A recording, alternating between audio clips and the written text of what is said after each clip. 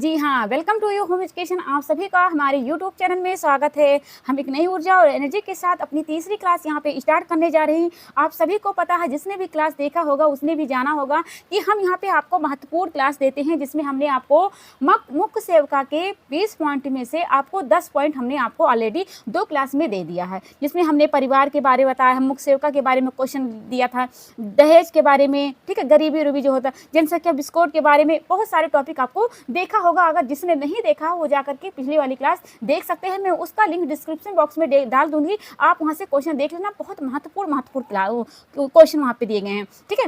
अब यहाँ पे जो क्वेश्चन आपको देखने को मिलेंगे वो रहेंगे 5 पॉइंट में क्वेश्चन रहेंगे, जो आपके कई एग्जामों में यानी कि मुख्य सेविका के एग्जामों में आपसे बहुत बार क्वेश्चन में पूछा गया था। तो आप यहाँ पे जो क्वेश्चन देखोगे वो 5 अध्याय में देखोगे। आपका सबसे पहला वाला होगा जिसे संतुलित आहार के बारे में, जिसे उसमें भोजन कैलोरी के बारे में क्वेश्चन पूछा जाता है। दूसरी पॉइंट में होगा जो भोजन के आवश्यक घटक होते हैं, जैसे कि आपका कार्बोहाइड्रेट हो गया, प्रोटीन हो गया, फैट हो गया, प्रोटीन हो गया, विटामिन, ये सब होते हैं। तीसरे पॉइंट में आप देखोगे वृद्धि और विकास से क्वेश्चन होंगे, जैसे मोटर विकास हो गया, आपका भावनात्मक विकास हो गया, शारीरिक विकास हो गया, ठीक है। ये 3 पॉइंट हमने बताया। और चौथा पॉइंट आपका होगा खाना पकाने के दौरान जो पोषक तत्वों का संरक्षण किया जाता है, ठीक है। इन सब के यानी कि कुल मिलाकर 5 पॉइंट में आपको देखने को मिलेगा। चलिए क्लास को स्टार्ट करते हैं। सबसे पहला क्वेश्चन हमारे आपको देखने को मिलेगा। आपको सबसे पहला संतुलित आहार से जो भोजन की कैलोरी का मान होता है और वजन का जो प्रबंधन किया जाता है, वहां से क्वेश्चन देखने को मिलेगा। चलिए, बहुत महत्वपूर्ण आपका यहाँ पे क्लास होने वाला है, क्योंकि यहाँ पे आपको जो भी क्लासें दी जाती हैं बहुत अच्छी यानी कि उस सब्जेक्ट के अनुसार से आपको क्वेश्चन देखने को मिलता है, जो कम से कम 60 रहते हैं, 63 रहते हैं, 40 से नीचे तो नहीं रहते हैं, 40 से ऊपर ही क्वेश्चन देखने को मिलते हैं। चलिए क्लास को स्टार्ट करते हैं। बहुत महत्वपूर्ण क्लास होने वाला है, क्लास में बने रहिएगा, क्योंकि पूरा आप देखोगे तभी समझ पाओगे। चलिए, यहाँ पे हमारा पहला क्वेश्चन बन जाता है, किसी वक्त के संतुलित आहार में पोषक तत्व की मात्रा निर्भर करती है। यानी कि आपसे पूछा गया है कि कोई भी व्यक्ति होता है तो उसके जो संतुलित आहार होता है, ठीक है, तो उसमें पोषक तत्व की जो मात्रा निर्भर करती है, किस प्रकार से करती है। आपके पास ऑप्शन दिए गए हैं 4 में से आपको चुनना है। 4 में से सिर्फ आप एक ही चुन सकते हो, ठीक है। पहला ऑप्शन है केवल आयु पर, बी ऑप्शन है केवल लिंग पर, सी ऑप्शन है आयु एवं लिंग दोनों पर, डी ऑप्शन कह रहा है कि आयु, लिंग एवं शारीरिक आवश्यकता पर। तो सबसे पहले आप ये जानो कि कोई भी व्यक्ति होता है तो उसकी जो संतुलित आहार होती है ना, तो उसके जो पोषक तत्व निर्भर करता है तो उसके आयु यानी कि उसके उम्र के हिसाब से होता है, उसके लिंग के अनुसार भी होता है और उसके शारीरिक बनावट के अनुसार होता है, और वो किस प्रकार से कार्य कर रहा है, मेंटल कार्य कर रहा है, फिजिकल कर रहा है, यानी कि व्यवसायिक क्षेत्र के अनुसार भी होना चाहिए। जलवायु के गर्म जलवायु में है, ठंडी जलवायु में है, ठीक है, इन सब के अनुसार ही क्या करना पड़ रहा है, उसका पोषक तत्व की मात्रा को निर्भर होता है। जिससे आप जानते हो कि जो अधिक श्रम करता है उसको कार्बोहाइड्रेट की मात्रा सबसे ज्यादा लेना है, क्योंकि कार्बोहाइड्रेट में क्या होता है, एनर्जी ज्यादा होती है ना, तो जो शारीरिक काम करता है उसको कार्बोहाइड्रेट मिलने से उसकी एनर्जी की पूर्ति हो जाएगी। तो आपको यहाँ से पूछा गया था कि कौन सा यहाँ पे जो आपका ऑप्शन सटीक बैठेगा। तो यहाँ पे केवल आयु लिखा है, केवल का जब प्रयोग किया तो ये बिल्कुल सा गलत हो जाएगा, केवल तो नहीं होगा, तो आपका 2 ऑप्शन तो वैसे ही रॉन्ग हो गए। अब यहाँ पे देखिए सी ऑप्शन लिखा आयु, लिंग एवं दोनों पर, तो आप चौथा एक बार देख लीजिए, ऑप्शन लिखा है आयु, लिंग एवं शारीरिक आवश्यकता, यानी कि उसका शारीरिक आवश्यकता कैसा है, यानी कि उसकी शारीरिक बनावट, यानी कि वो मांग कैसा कर रहा है, क्या मेंटल कार्य कर रहा है, क्या फिजिकल कार्य कर रहा है, तो उसके अनुसार भी पोषक तत्व की मात्रा की जरूरत पड़ती है। तो हमारा जो आंसर निकल के आता है वो डी वाला ऑप्शन सही हो जाता है, क्योंकि यहाँ पे जो लाइन बन के आती है, यहाँ पे जो पॉइंट लिखा है बिल्कुल आपके ऑप्शन के अकॉर्डिंग लिखा हुआ, तो हमारा राइट आंसर बन जाता है D option is the correct answer. चलिए, यहाँ पे आपका ऑप्शन निकल के आया ए का डी ऑप्शन।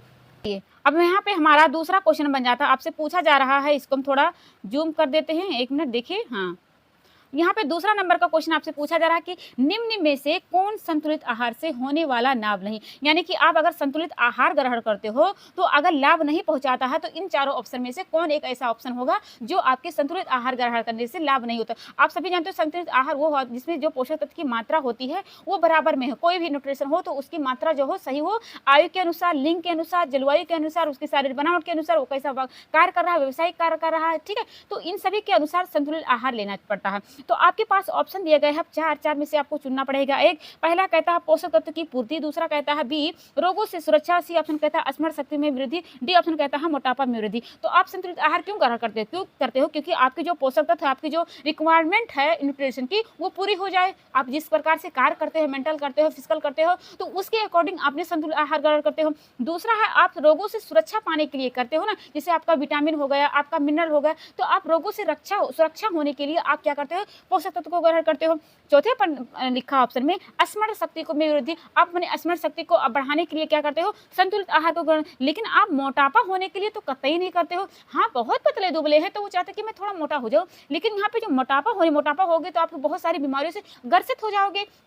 तो यहाँ पे जो राइट आंसर होगा वो आपका क्या हो जाएगा, आपका डी ऑप्शन करेक्ट होगा। यानी कि आप क्या चाहते हो कि आपका संतुलित आहार लेने से जो लाभ नहीं होगा वो मोटापा में वृद्धि आपका करेक्ट बन जाए। यानी कि दूसरा का हमने राइट आंसर चुना है, D option is the correct answer. अब मैं दूसरा से तीसरा क्वेश्चन पे चलती हूँ। अब यहाँ पे देखिए आपसे क्वेश्चन पूछा गया है कि निम्नलिखित में से क्या संतुलित आहार में उपस्थित होना चाहिए, यानी कि जो संतुलित आहार होता है उसमें क्या उपस्थित होना चाहिए। आपके पास ऑप्शन है ए अत्यधिक मात्रा में वसा, बी ऑप्शन होता है अत्यधिक मात्रा में आपका विटामिन, सी ऑप्शन होता है अल्प मात्रा में कार्बोहाइड्रेट, डी ऑप्शन होता है इनमें से कोई नहीं। अभी आपने आगे क्वेश्चन को समझा होगा कि संतुलित आहार वो आहार होता है जिसमें सारे न्यूट्रिशन एक प्रॉपर मात्रा में हो, साफ सुथरे हो, सभी प्रकार से एकदम आपके आयु के लिंग के और शारीरिक बनावट के अकॉर्डिंग में हो। तो अब यहाँ से पूछा गया है कि उपस्थित होना चाहिए, किस प्रकार से होना चाहिए। आपने ऑप्शन तो चुनी, अपने ऑप्शन तो पढ़ लिया है, अब आपको ऑप्शन में से चुनना है कि आप राइट क्या चुनोगे। तो यहाँ पे क्या लिखा है, अत्यधिक मात्रा में वसा, यहाँ पे अत्यधिक मात्रा में विटामिन, अल्प मात्रा में कार्बोहाइड्रेट। अब आपको बताना है कि इसमें से आप क्या बताओगे, फटाफट से इसका राइट आंसर बताइए।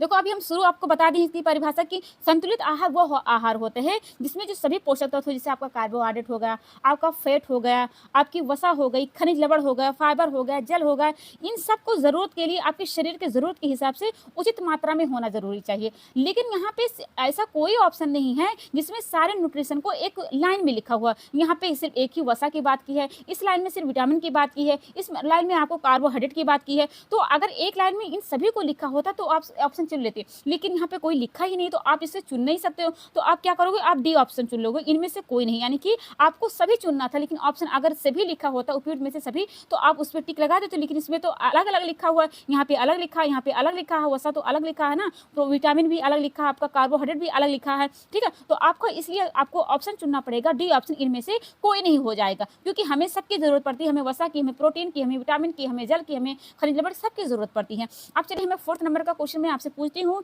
कि भोजन से प्राप्त होने वाली कुल ऊर्जा का कितना प्रतिशत भाग हमें प्रोटीन से प्राप्त होता है, ठीक है। यानी कि जो भी आपने भोजन ग्रहण किया है उसमें से जो कुल ऊर्जा होती है कितना प्रतिशत आप प्रोटीन से प्राप्त करते हो। कार्बोहाइड्रेट को छोड़ दो, फैट को छोड़ दो, प्रोटीन की यहाँ पे बात की जा रही है। चलिए आप यहाँ पे ऑप्शन देखिए, ऑप्शन देखा है 4। पहला ऑप्शन कह रहा है कि 40 से 50%, बी ऑप्शन कह रहा है 10 से 15%, सी ऑप्शन कहता है 30 से 40%, डी ऑप्शन कहता है 60 से 70%। चलिए अब इसका आप ऑप्शन चुनोगे तो कौन वाला चुनोगे। चलिए अब इसका राइट आंसर बताइए फटाफट से, इसका राइट आंसर क्या होगा। तो देखो हम स्वस्थ रहने के लिए क्या करते हैं, हम भोजन को ग्रहण करते हैं, हम सभी जानते हैं। तो भोजन प्राप्त करने के लिए होने वाली कुल ऊर्जा का जो प्रतिशत भाग हमारे प्रोटीन से हमें प्राप्त मिलता है वो कितना होता है, वो होता है 10 से 15% होता है। यानी कि हमारा 4th का जो राइट आंसर होगा वो कितना होगा, 10 से 15% होता है। अगर आपसे पूछा जाता है यहीं पे क्वेश्चन कि आपके थाली में, आपकी इंडिया की थाली में कार्बोहाइड्रेट की मात्रा कितनी होती है, तब आप बताते हो 60 से 70% बताते। लेकिन यहाँ पे पूछा गया है, कुछ और ही पूछा गया है कि आपके भोजन में जो प्रोटीन की जो ऊर्जा मिलती है वो कितनी मिलती है, तो आपको बताना पड़ेगा 10 से 15 मिलती है। तो हमारा चौथा का जो राइट आंसर होगा वो बी ऑप्शन करेक्ट माना जाता है। मैं अगला क्वेश्चन 5वां क्वेश्चन पढ़ती हूँ। अब यहाँ पे देखिए लिखा हमारे भोजन से प्राप्त होने वाली कुल ऊर्जा का कितना प्रतिशत भाग हमें वसा से प्राप्त। अभी आपने देखा प्रोटीन से पूछा गया, अब यहाँ पे आपसे वसा के बारे में फैट से पूछा गया है। तो फैट का जानते हो ना, फैट से कितना कैलोरी मिलता है, तो 9.2 कैलोरी मिलता है। अगर प्रोटीन की बात करें तो आपको मिलता है 4.2 मिलता है। कार्बोहाइड्रेट की बात करें तो कितना मिलता है, 4.2 कैलोरी मिलता है, ठीक है। लेकिन हमने वसा के कितना बताया है, 9.2 बताया है। अब यहाँ पे बताना है आपको कितना मिलता है, आपको भोजन से वसा की ऊर्जा की कितनी मात्रा मिलती है। फटाफट से इसका राइट आंसर बताइए कि क्या हो जाएगा। ऑप्शन आपके पास यहाँ दिए गए हैं 4, मैं पढ़ के बताती हूँ। 50 से 60%, बी ऑप्शन है 10 से 15%, सी ऑप्शन होता है 20 से 30%, डी ऑप्शन होता है इनमें से कोई नहीं। तो अभी आगे आपने देखा कि प्रोटीन की अगर पूछा जाए तो आप कितना बताओगे, 10 से 15 बताओगे। अब चलो ये तो आपका निकल ही गया 10 से 15, उसके बाद इनमें से तो कोई ही नहीं। अब चलो दोनों में से आप बताओ कि इसका राइट आंसर क्या हो जाएगा। फटाफट से आप बता दीजिए कि 5वां का राइट आंसर क्या होगा। तो जो राइट आंसर होगा वो कितना होगा, वो होगा आपका 20 से 30% होगा। यानी कि हमें जो ऑप्शन निकल के आया है वो निकल के आया है, हमें हमारे भोजन में प्राप्त होने वाली कुल ऊर्जा का जो प्रतिशत होता है वसा का, वो होता है 20 से 30 होता है। अगर प्रोटीन का पूछा जाता तो आप बताते 10 से 15 होता है। तो हमारा 5वां का सी ऑप्शन करेक्ट हो जाता है। चलते हैं हम अगली क्वेश्चन की तरफ। हमारा 6वां क्वेश्चन है, आपसे पूछा जा रहा है संतुलित आहार से प्राप्त होने वाली कुल ऊर्जा का कितना प्रतिशत हमें कार्बोहाइड्रेट से प्राप्त होता है। अब यहाँ पे पूछा गया है कार्बोहाइड्रेट से, यानी कि जो संतुलित आहार होता है उसमें जो कुल ऊर्जा होती है कार्बोहाइड्रेट का कितना प्रतिशत होता है। आपके पास ऑप्शन है 20 से 30%, बी ऑप्शन है 30 से 40%, और सी ऑप्शन है 50 से 60%, और डी ऑप्शन है 10 से 15%। आप फटाफट से इसका राइट आंसर बता दें। अभी आपने देखा होगा कि आपका 2 ऑप्शन तो वैसे निकल जाता है। अगर वसा की बात करें तो 20 से 30 हो जाता है, प्रोटीन की बात करें तो 10 से 15 हो जाता है। अब यहाँ दोनों में से आपको चुनना है, आपको सी में से चुनना है, आपको बी से में से चुनना है। अब 6वां का जब आप चुनोगे तो क्या चुनोगे, आप चुनोगे 50 से 60% चुनोगे, ठीक है। यानी कि आपका प्रोटीन की बात करें तो 10 से 15, वसा की बात करें तो 20 से 30, और कार्बोहाइड्रेट की बात करें तो 50 से 60% होता है। चलो 3 चीजें तो यहाँ पे क्लियर हो गई है, ठीक है। 6वां का हमारा ऑप्शन निकल के आता है सी ऑप्शन करेक्ट हो जाता है। चलते हैं अगले क्वेश्चन की तरफ। चलिए 7वां नंबर का क्वेश्चन आपसे पूछा जा रहा है कि निम्नलिखित में से कौन वृहत पोषक तत्व नहीं, यानी कि आपसे पूछा गया कि कौन सा ऐसा न्यूट्रिशन होता है जिसे आपको ज़्यादा जरूरत होती है, लेकिन यहाँ पे पूछा गया है नहीं, यानी कि कौन सा ऐसा नहीं है वृहत पोषक तत्व। तो आपको सबसे पहला ये जानना जरूरी होगा कि कौन से, यानी कि वृहत पोषक तत्व कहते किसे हैं। तो जिन भी पोषक तत्व में हमारे शरीर में मांग ज़्यादा होती है, अधिक मात्रा में जरूरत होती है, उसे ही कहते हैं वृहत पोषक तत्व। जैसे आपका कार्बोहाइड्रेट हो गया, आपका प्रोटीन हो गया, वेस्ट हो गया, ये सब कैसे होते हैं, ये होते हैं वृहत पोषक तत्व होते हैं। और सूक्ष्म वो पोषक तत्व होते हैं जिनको आपके शरीर में मात्रा कम लेने की जरूरत पड़ती है। जैसे आपका विटामिन हो गया, खनिज लवण हो गया, कैल्शियम हो गया, सोडियम हो गया, पोटेशियम, ये आपके सूक्ष्म में आते हैं। तो यहाँ पे पूछा गया है वृहत पोषक तत्व नहीं है। तो पहले आपको जानना पड़ेगा कौन है। तो है कौन है, कार्बोहाइड्रेट तो है ही है, वसा तो है ही है, प्रोटीन है। और नहीं की पूछा गया है तो आप क्या बताओगे, आप बताओगे विटामिन नहीं होता है, ठीक है। यानी कि 7वां का हमारा डी ऑप्शन करेक्ट बन जाता है, ठीक है। चलते हैं अगले क्वेश्चन की तरफ। हमारा 7वां का डी ऑप्शन करेक्ट हो जाता है। अब यहाँ पे पूछा गया आपसे 8वां नंबर का क्वेश्चन। यहाँ पे देखो वही क्वेश्चन है, लेकिन यहाँ पे सूक्ष्म पोषक तत्व के बारे में पूछा गया। पहले क्वेश्चन को पढ़ लेते हैं। हमारा क्वेश्चन आपसे कह रहा है कि निम्नलिखित में से कौन सूक्ष्म पोषक तत्व नहीं है, यानी कि यहाँ पे पूछा गया है नहीं। तो पहले आपको ये जरूरी हो जाता है कि सूक्ष्म पोषक तत्व होते कौन हैं। तो सूक्ष्म पोषक तत्व वो पोषक तत्व होते हैं जिनको आपके शरीर में मांग ज्यादा होती है, मात्रा कम होती लेनी चाहिए। वृहत होते हैं उनकी मांग ज्यादा होती है। तो यहाँ पे सूक्ष्म पोषक तत्व यानी कि छोटे अमाउंट में जरूरत होती है। तो आपके पास ऑप्शन ये है विटामिन, बी ऑप्शन होता है आयोडीन, सी ऑप्शन होता है वसा, डी ऑप्शन होता है कैल्शियम। तो यहाँ पे नहीं पूछा गया है सूक्ष्म ना, तो आप कौन बताओगे, विटामिन तो होता है, आयोडीन तो होता है, कैल्शियम तो होता है। आयोडीन कैल्शियम आपके खनिज लवण में काउंटिंग हो जाएंगे, विटामिन तो अकेला बेचारा ही नहीं इसमें। और यहाँ पे जो नहीं वो कौन सा, वो है वसा, यानी कि वसा क्या होता है, वृहत पोषक तत्व होता है, यानी कि आपके शरीर में उसकी मात्रा ज्यादा लेने की जरूरत होती है। तो आपका 8वां का जो राइट आंसर होगा वो कौन सा होगा, वो सी ऑप्शन करेक्ट माना जाता है। चलते हैं अगले क्वेश्चन की तरफ। हमें आशा कि आपको हमारे क्वेश्चन समझ में आ रहे होंगे। मैं अगला क्वेश्चन यहाँ पे पूछती हूँ आपसे कि भारतीय चिकित्सा अनुसंधान परिषद ICMR ने भोजन को कितने आधारीय खाद्य समूह में विभाजित किया है। यानी कि अगर आपसे पूछा जाए कि ICMR को हिंदी में क्या कहा जाता है, तो आपको बताना पड़ेगा भारतीय चिकित्सा अनुसंधान परिषद। इन्होंने क्या किया है, भोजन को जो आधारीय खाद्य समूह में विभाजित किया है, कितने में किया। तो आपके पास ऑप्शन है 3, बी ऑप्शन है 7, सी ऑप्शन है 5, डी ऑप्शन है 4। कितने में बांटा है आपको बताना है। तो कितने में बांटा है, वो बांटा है 5 में। अगर आपसे पूछा जाए कि ICMR ने जो 5 भागों में खाद्य समूह को बांटा है, तो उनमें से पहला कौन होता है। तो आप बताओगे जैसे अनाज हो गए, ठीक है, अनाज वाले चीजें हो गए। दूसरे नंबर पे आपके होते हैं दालें हो गया, फलियां हो गए। तीसरे नंबर पे होता है जैसे दूध हो गया, मांस हो गया, इनसे जो बने चीजें होते हैं, ठीक है। और अगला होता है आपका, पहला दूसरा बताया हमने, अनाज बताया, दूसरा हमने बताया दालें, तीसरा हमने बताया दूध से बनी चीजें होती हैं, मांस वाली हो गई, और हमने चौथा आपको बताया फल हो गए और सब्जियां, और हमने 5वां जो होता है जैसे वसा हो गई, शक्कर हो गए, ये सब कितने काउंटिंग होते हैं 5वें वाले में। तो ICMR के कितने भागों में विभाजित किया खाद्य समूह को, 5 भागों में। 5 भागों में हमने यहाँ पे नाम लिया। अगर आप कहीं पे लिखना चाहते हो तो आप जरूर लिख सकते हो। मैं यहाँ पे लिख के आपको नहीं दिखा सकती क्योंकि यहाँ पे मेरा मोबाइल थोड़ा गड़बड़ है, वो सही से लिख नहीं जा रहा है, इसलिए मैं माफी चाहती हूँ। अगर आप लिखना चाहते हो तो लिख सकते हो। मैं फिर से बोल देती हूँ कि ICMR ने जो खाद्य समूहों को बांटा है 5 भागों में, पहला होता है अनाज एवं उनके उत्पादक होते हैं, दूसरा होता है दालें हो गई, फलियां हो गई, तीसरे नंबर पे होता है दूध हो गई, मांस हो गई, उनसे जो बने निर्मित वस्तुएं होती वो होते हैं, पदार्थ होते हैं, चौथे नंबर पे होता है फल हो गई, सब्जियां हो गई। पांचवें नंबर पे कहें तो वसा और शक्कर वाली चीजें होती हैं। तो नाइन्थ का आपका करेक्ट आंसर होगा वो होगा आपका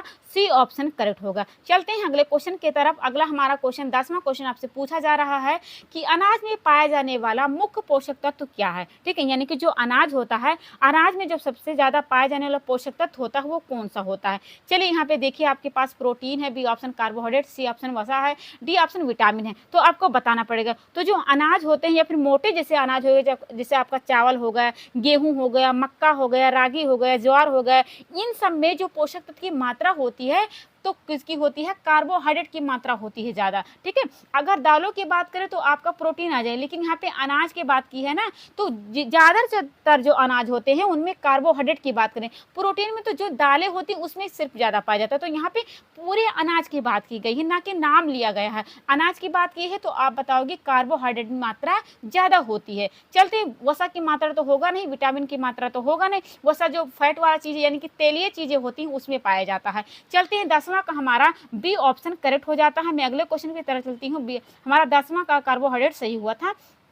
अब यहाँ पे मैं 11वां क्वेश्चन आपसे पूछती हूँ, दालों में कौन सा मुख्य पोषक तत्व पाया जाता है। अभी आपने देखा अनाजों से क्वेश्चन पूछा था तब आपने कार्बोहाइड्रेट चुना। अब यहाँ पे खास करके नाम ले लिया गया है अनाज का नाम, यानी कि दालें। अब आपको बताना पड़ेगा दाल में जो पोषक तत्व पाया जाता है वो किसका पाया जाता है। चलिए यहाँ पे पहले ऑप्शन देख लिए, ऑप्शन पहले पढ़ना पड़ेगा तभी आप समझ पाओगे। ए है वसा, बी है प्रोटीन, सी है कार्बोहाइड्रेट, डी है खनिज लवण। तो अभी भी आगे आपने देखा ना कि हमने नाम लिया था अनाजों के बाद तो आपने कार्बोहाइड्रेट चुना था, क्योंकि उसमें गेहूं भी आ जाता है, चावल आ जाता है, ठीक है, ज्वार हो गया, बाजरा, तो इनमें तो कार्बोहाइड्रेट की। लेकिन यहाँ पे दाल का नाम ले लिया गया है ना, तो दाल ये भी नाम नहीं लिया कि कौन सी दाल, लेकिन मुख्य करके जो दाल होते हैं, अरहर का दाल हो गया, इन सब दालों में जो मात्रा पाई जाती है प्रोटीन की भरपूर मात्रा में पाई जाती है। कोई भी दाल होगा लेकिन वो भी 3 प्रकार के जो प्रोटीन होते हैं वो नहीं पाए जाते हैं। अब आपको कमेंट बॉक्स में लिखना है कि कौन से 3 प्रोटीन होते हैं जो आपके दाल में नहीं पाए जाते हैं। ठीक है, जो आवश्यक अमीनो एसिड होते हैं या फिर अनावश्यक अमीनो एसिड होते हैं, ये भी आपको कमेंट बॉक्स में लिखना है कि कौन से आपके नहीं पाए जाते हैं। लेकिन 3 ऐसे होते हैं, आपको बताना है। चलो, हमने 3 भी बता दी है आपको। चलिए, 11वां का हमारा राइट आंसर होगा B option is the correct answer. मैं अगले क्वेश्चन की तरफ चलती हूँ। हमारा अगला क्वेश्चन है 12वां क्वेश्चन आपसे पूछा जा रहा है। देखिए जरा क्या कह रहा है आपसे। यहाँ पे पूछा जा रहा है कि जो चीनी एवं गुड़ में पाए जाने वाला मुख्य पोषक तत्व है क्या है। यानी चीनी मतलब जानते हो, पहले ऑप्शन पढ़ लिए तब हमको आपको बताते हैं। ये ऑप्शन कह रहा है कार्बोहाइड्रेट, बी ऑप्शन कह रहा है वसा, सी ऑप्शन कह रहा है प्रोटीन, डी ऑप्शन कह रहा है विटामिन। तो चीनी मतलब मीठा चीज, गुड़ मतलब मीठा चीज, तो जिसमें मीठी चीजें पाई जाएगी वो पोषक तत्व कौन होगा, वो होगा कार्बोहाइड्रेट। इसकी पहचान यही होती है, जिसमें मीठी चीजें होगी उसमें कार्बोहाइड्रेट। देखो, जो डायबिटीज वाली बीमारी होते हैं वो मीठी चीज कम ग्रहण करते हैं, या फिर करते भी हैं तो पॉलीसेकेराइड वाला करते हैं। ठीक है, तो चीनी और गुड़ किसमें पाया जाता है, वो आपके कार्बोहाइड्रेट में ज्यादा पाया जाता है। यानी कि हमारा 12वां का जो ऑप्शन होगा वो कम से कम होगा आपका ए ऑप्शन। यानी कि अगर पूछा जाए कि प्रतिशत के हिसाब से कितना होगा तो कम से कम 100% तो कार्बोहाइड्रेट की मात्रा पाई जाती है। लेकिन ऐसा नहीं होता कि कोई भी खाद्य पदार्थ हो तो उसमें सिर्फ एक ही पोषक तत्व पाया जाता है, कुछ अलग भी न्यूट्रिशन काउंटिंग होते हैं। लेकिन जो चीनी गुड़ होते हैं उसमें 100% आपके कार्बोहाइड्रेट पाए जाते हैं। तो हमारा 12वां का जो ऑप्शन निकल के आएगा A option is the correct answer होगा। चलते हैं अगले क्वेश्चन की तरफ। चलिए, अपने 12वां का चुन लिया है, अब 13वां का देखिए आपसे क्वेश्चन क्या पूछा जा रहा है। 13वां नंबर का क्वेश्चन कि फूड गाइड पिरामिड क्या प्रदर्शित करता है। यानी कि फूड गाइड पिरामिड, अपने पिरामिड का इस तरह होता है, आपके त्रिभुज के अनुसार होता है। जिस भोजन की जरूरत ज़्यादा होती है वो नीचे होते हैं, जिस भोजन की यानी कि जिस खाद्य पदार्थ की जरूरत कम होती है वो आपके ऊपरी वाले हिस्से में होते हैं। यानी वृहत पोषक तत्व नीचे होते हैं, सूक्ष्म पोषक तत्व आपके ऊपर होते हैं। तो आपने फूड पिरामिड अगर देखा होगा, आपने पढ़ा होगा, तभी यहाँ पे क्वेश्चन हल पाओगे। चलिए, अब यहाँ पे ऑप्शन पढ़ लिया जाता है कि ऑप्शन कह क्या रहा है। आपको एक ही ऑप्शन चुनना पड़ेगा, घर में उपलब्ध कुल भोजन, बी कह रहा है कि प्रतिदिन खाया जाने वाला अलग अलग खाद्य पदार्थ मात्रा, सी ऑप्शन कहता है कच्चा भोजन, डी ऑप्शन कहता है रसोई में उपलब्ध भोजन। तो घर में यानी कि आपको एक चुनना पड़ेगा और आपके फूड गाइड में वो चीज़ें दिखती हों। तो घर में उपलब्ध कुल भोजन ये नहीं दिखती है, कच्चा भोजन आपका सिर्फ नहीं दिखता है, उसके अलावा भी बहुत चीज़ें होती हैं। रसोई में उपलब्ध सभी भोजन ये भी आपका नहीं, लेकिन जो आप रोज़ खाते हो न्यूट्रिशन, जैसे आपका कार्बोहाइड्रेट होगा, फैट होगा, मिनरल होगा, विटामिन हो गया, जल हो गया, ये जितने सारे पोषक तत्व होते हैं आपको अलग अलग खाद्य पदार्थ की मात्रा वहाँ पे दिखाई जाती है आपके फूड पिरामिड में। वृहद पोषक तत्व नीचे होते हैं, सूक्ष्म पोषक तत्व ऊपर होते हैं। तो हमारा डी का ऑप्शन जो निकल के आता है, B option is the correct हो जाता है। चलते हैं अगले क्वेश्चन की तरफ। अगला क्वेश्चन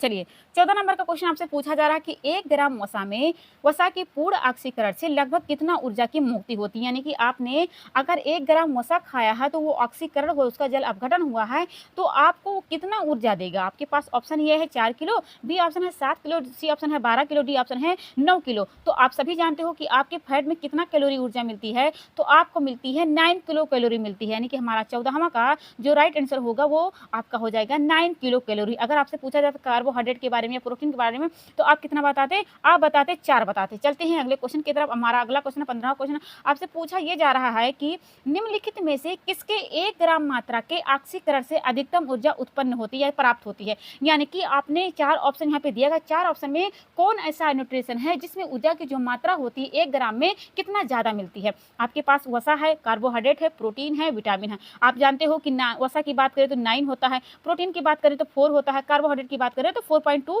ये भी 4.2, ये वसा भी 9.2 होता है, प्रोटीन भी 9.2 होता है और कार्बोहाइड्रेट भी 4.2 होता है। तो अब आपको कितना चुनना पड़ेगा? आपको वसा वाला चुनना पड़ेगा क्योंकि आपके वसा में 9.2 किलो कैलोरी मिलती है। ठीक है, तो आपका वसा वाला ऑप्शन सही हो जाता है। यानी कि 15वां का जो हमारा राइट आंसर होगा वो होगा आपका सी वाला ऑप्शन, क्योंकि हमें 9.2 किलो कैलोरी यहाँ पे ऊर्जा की प्राप्ति होती है। हमारा 15वां का सी ऑप्शन करेक्ट माना जाता है। अब मैं चलती हूँ अगले क्वेश्चन की तरफ। अब यहाँ पे देखिए पूछा गया है आपसे 16वां नंबर का क्वेश्चन, खाद्य पदार्थ में उपस्थित ऊर्जा के मापन हेतु किस यंत्र का उपयोग किया जाता है। ये आप पढ़ते हो मेटाबॉलिज्म वाला जो पार्ट पढ़ते हो तब तो आपने यहाँ पे जो शब्द यहाँ पे आएगा वो आपने पढ़ा होगा मेटाबॉलिज्म चयापचय वाले दर में। ठीक है, खाद्य पदार्थ जो भी आपने न्यूट्रिशन खाया है तो उसको ऊर्जा का जो मापन किया जाता है तो वो किस यंत्र से किया जाता है। आपके पास ऑप्शन ये है आमीटर, बी ऑप्शन होता है LCR मीटर, सी ऑप्शन होता है bomb calorimeter, D option होता है मल्टीमीटर होता है। तो अगर आपको ऊर्जा की माप करना है कोई भी खाद्य पदार्थ को तो उसके लिए जो यंत्र का प्रयोग किया जाता है वो हो जाता है बाम कैलोरीमेट्री होता है। ठीक है, यानी या फिर बाम कैलोरीमेट्री का है या फिर दूसरा अगर होता है कि बेंडिक ऑक्सी कैलोरीमेट्री, तब भी यहाँ पे ये ऑप्शन हो जाता है। तो आपका यहाँ पे सी ऑप्शन वाला है बाम कैलोरीमेट्री, तो ये वाला ऑप्शन सरहवा का सी ऑप्शन करेक्ट मान जाता है, क्योंकि इससे ही आपकी ऊर्जा का माप किया जाता है कोई भी खाद्य पदार्थ आपने ग्रहण किया है। तो यहाँ पे देखिए आपसे पूछा गया है 17वां का, 1 ग्राम अल्कोहल से कितना ऊर्जा प्राप्ति होती है। यानी कि 1 ग्राम अल्कोहल से आपको कितना मिलती है तो आपको बताना। हाँ, ए ऑप्शन है 10 किलो, बी ऑप्शन होता है 7 किलो, सी ऑप्शन होता है 9 किलो और डी ऑप्शन होता है 4 किलो कैलोरी। आप जानते हो कि 9 की बात करें तो वसा के नाम आता है। ठीक है, अगर मैं बात करूँ 4 की तो आप कार्बोहाइड्रेट भी बता सकते, प्रोटीन भी बता सकते, लेकिन यहाँ पे जो ऑप्शन निकल के आता है अल्कोहल वाला का, तो अल्कोहल कितना देता है? आपका देता है 7 किलो कैलोरी देता है। यानी कि हमारा 17वां का जो राइट आंसर होगा वो आपका हो जाएगा 7 वाला, यानी कि 7 किलो। लेकिन ये क्या होता है, आपके सेवन अगर यानी कि आप ग्रहण करते हो तो आपके स्वास्थ्य के लिए हानिकारक नहीं है, इसलिए हम इसे ग्रहण नहीं करते हैं, लेकिन फिर भी ये हमें ऊर्जा देता है एक सीमित मात्रा में, यानी कि हमें 7 किलो कैलोरी देता है।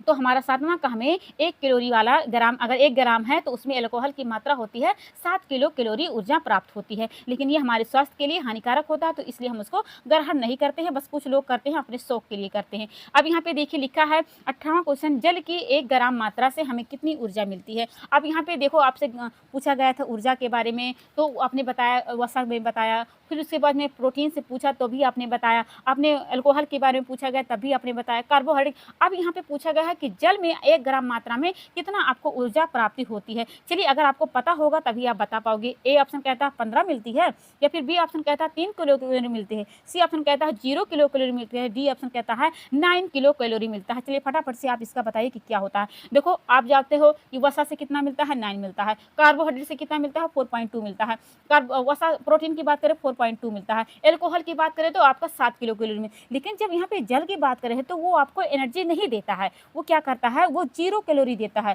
यानी कि जल की बात करें, विटामिन की बात करें, ये हमें कोई ऊर्जा प्राप्ति नहीं करते हैं, यानी कि ये ऊर्जा में काउंटिंग होते ही नहीं है। ये सिर्फ आप क्या करते हैं, चयापचय के लिए, आपकी बाहरी संक्रमण के लिए ये आपको क्या करते हैं, एक सिक्योर करते हैं, आपको रक्षा करते हैं।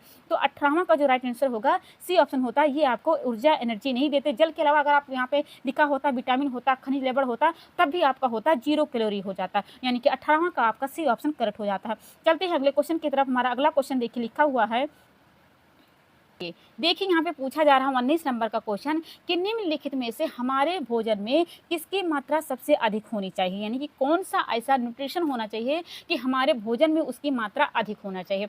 आपके पास ऑप्शन ये है फल एवं सब्जियां, बी ऑप्शन होता है दूध मांस, सी ऑप्शन होता है दाल, डी ऑप्शन होता है अनाज एवं उनके उत्पाद होता है। अब आपको बताना है कि आपके थाली में आपके जो भोजन आपने ग्रहण किया है तो उसमें सबसे अधिक मात्रा में कौन सा न्यूट्रिशन होना चाहिए। चलिए बताइए कि इसका राइट आंसर क्या होगा। अगर आप दूध मांस लोगे तो आपका क्या हो जाएगा, दो मांस से आपको कुछ मात्रा में फैट होता है, दूध में भी फैट होता है। फल सब्जियां करोगे तो बाकी दालें छूट जाएगी। तो आप क्या करो, आप डी ऑप्शन चुन लो, क्योंकि इसमें सभी चीजें अनेक उत्पाद लिखा है ना, तो इसमें सभी काउंटिंग हो जाएंगे, क्योंकि इसमें नाम नहीं लिखा। अनाज तो आप लेते ही हो, और अनेक उत्पाद मतलब कि कोई भी न्यूट्रिशन की बात है। तो आपका 19 का जो राइट आंसर होगा वो डी ऑप्शन हो जाएगा, क्योंकि यहाँ पे जो लाइन कंप्लीट होती है फुल काउंटिंग हो जाता है। अगर आप फल सब्जियां चुनते तो आपका दूध मांस छूट जाता, दाल छूट जाता, अनाज छूट जाता। आप दूध चुनते तो आपका दाल छूट जाता, आपका अनाज छूट जाता। अगर आप डी ऑप्शन चुनते हो तो सभी काउंटिंग हो जाते हैं। तो हमारा 19 का जो राइट आंसर होगा वो डी ऑप्शन करेक्ट हो जाएगा, अनाज एवं उनके उत्पाद होगा। चलते हैं अगले क्वेश्चन की तरफ।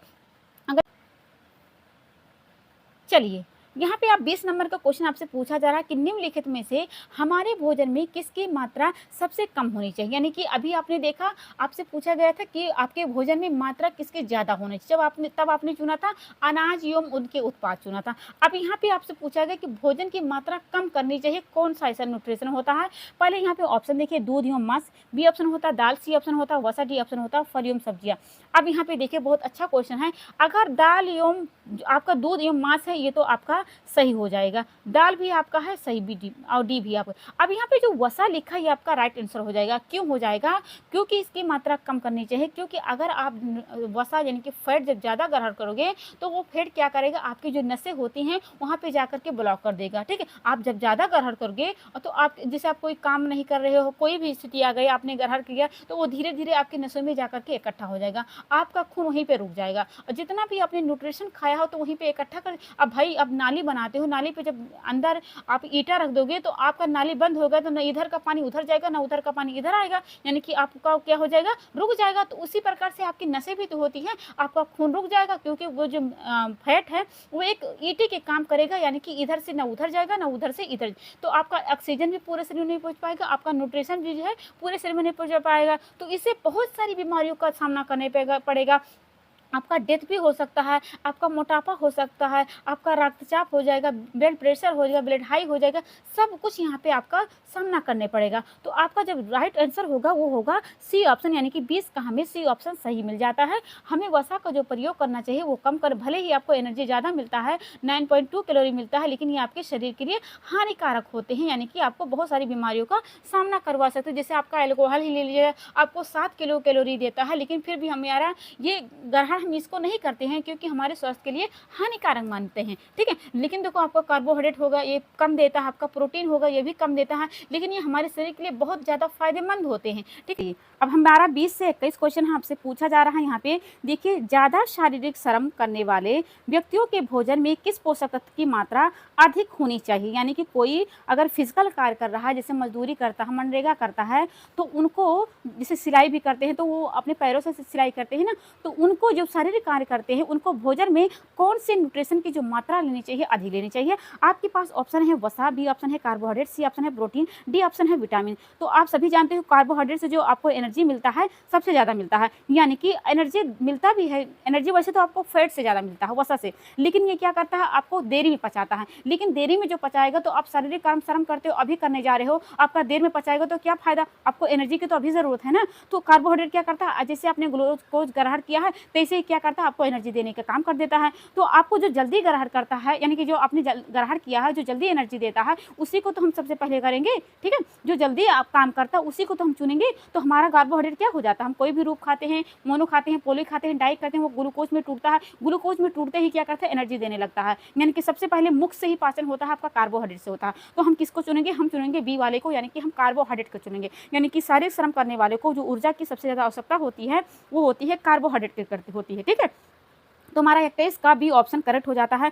मैं अगले क्वेश्चन की तरफ चलती हूँ। हमारा 22वां क्वेश्चन है, फटाफट से क्वेश्चन को हल करते चलते हैं। बच्चों की शारीरिक वृद्धि के लिए किस पोषक तत्व की ज़रूरत होती है? यानी कि कोई बच्चा छोटा होता है तो उसको जो पोषक तत्व की ज़रूरत होती है किसकी? देखो इसको यहाँ पे अभी देखा आपने शारीरिक श्रम करने वाले को, तो वहाँ पे आपने देखा था कि कार्बोहाइड्रेट को चुना था। क्यों चुना था? क्योंकि उसको एनर्जी की ज़रूरत है, उसका जितना सारा डेवलपमेंट है सब कुछ हो गया है। लेकिन यहाँ पे डेवलपमेंट की बात हुई, वहाँ पे श्रम यानी कि काम करने की बात हुई, और यहाँ पे विकास की बात की यानी कि शरीर बढ़ने की बात हो रही है। तब आप क्या चुनोगे? आप चुनोगे क्या विटामिन, क्या आप चुनोगे वसा, क्या आप चुनोगे कार्बोहाइड्रेट, क्या आप चुनोगे प्रोटीन? तो आप कार्बोहाइड्रेट नहीं चुन सकते, क्योंकि यहाँ पे शारीरिक श्रम की बात नहीं की है, यहाँ पे वृद्धि यानी कि विकास की बात की गई है। जैसे कि आप छोटा बच्चा होता है उसको पेन पकड़ाते हैं तो सही से नहीं पकड़ पाता, क्योंकि उसकी जो सूक्ष्म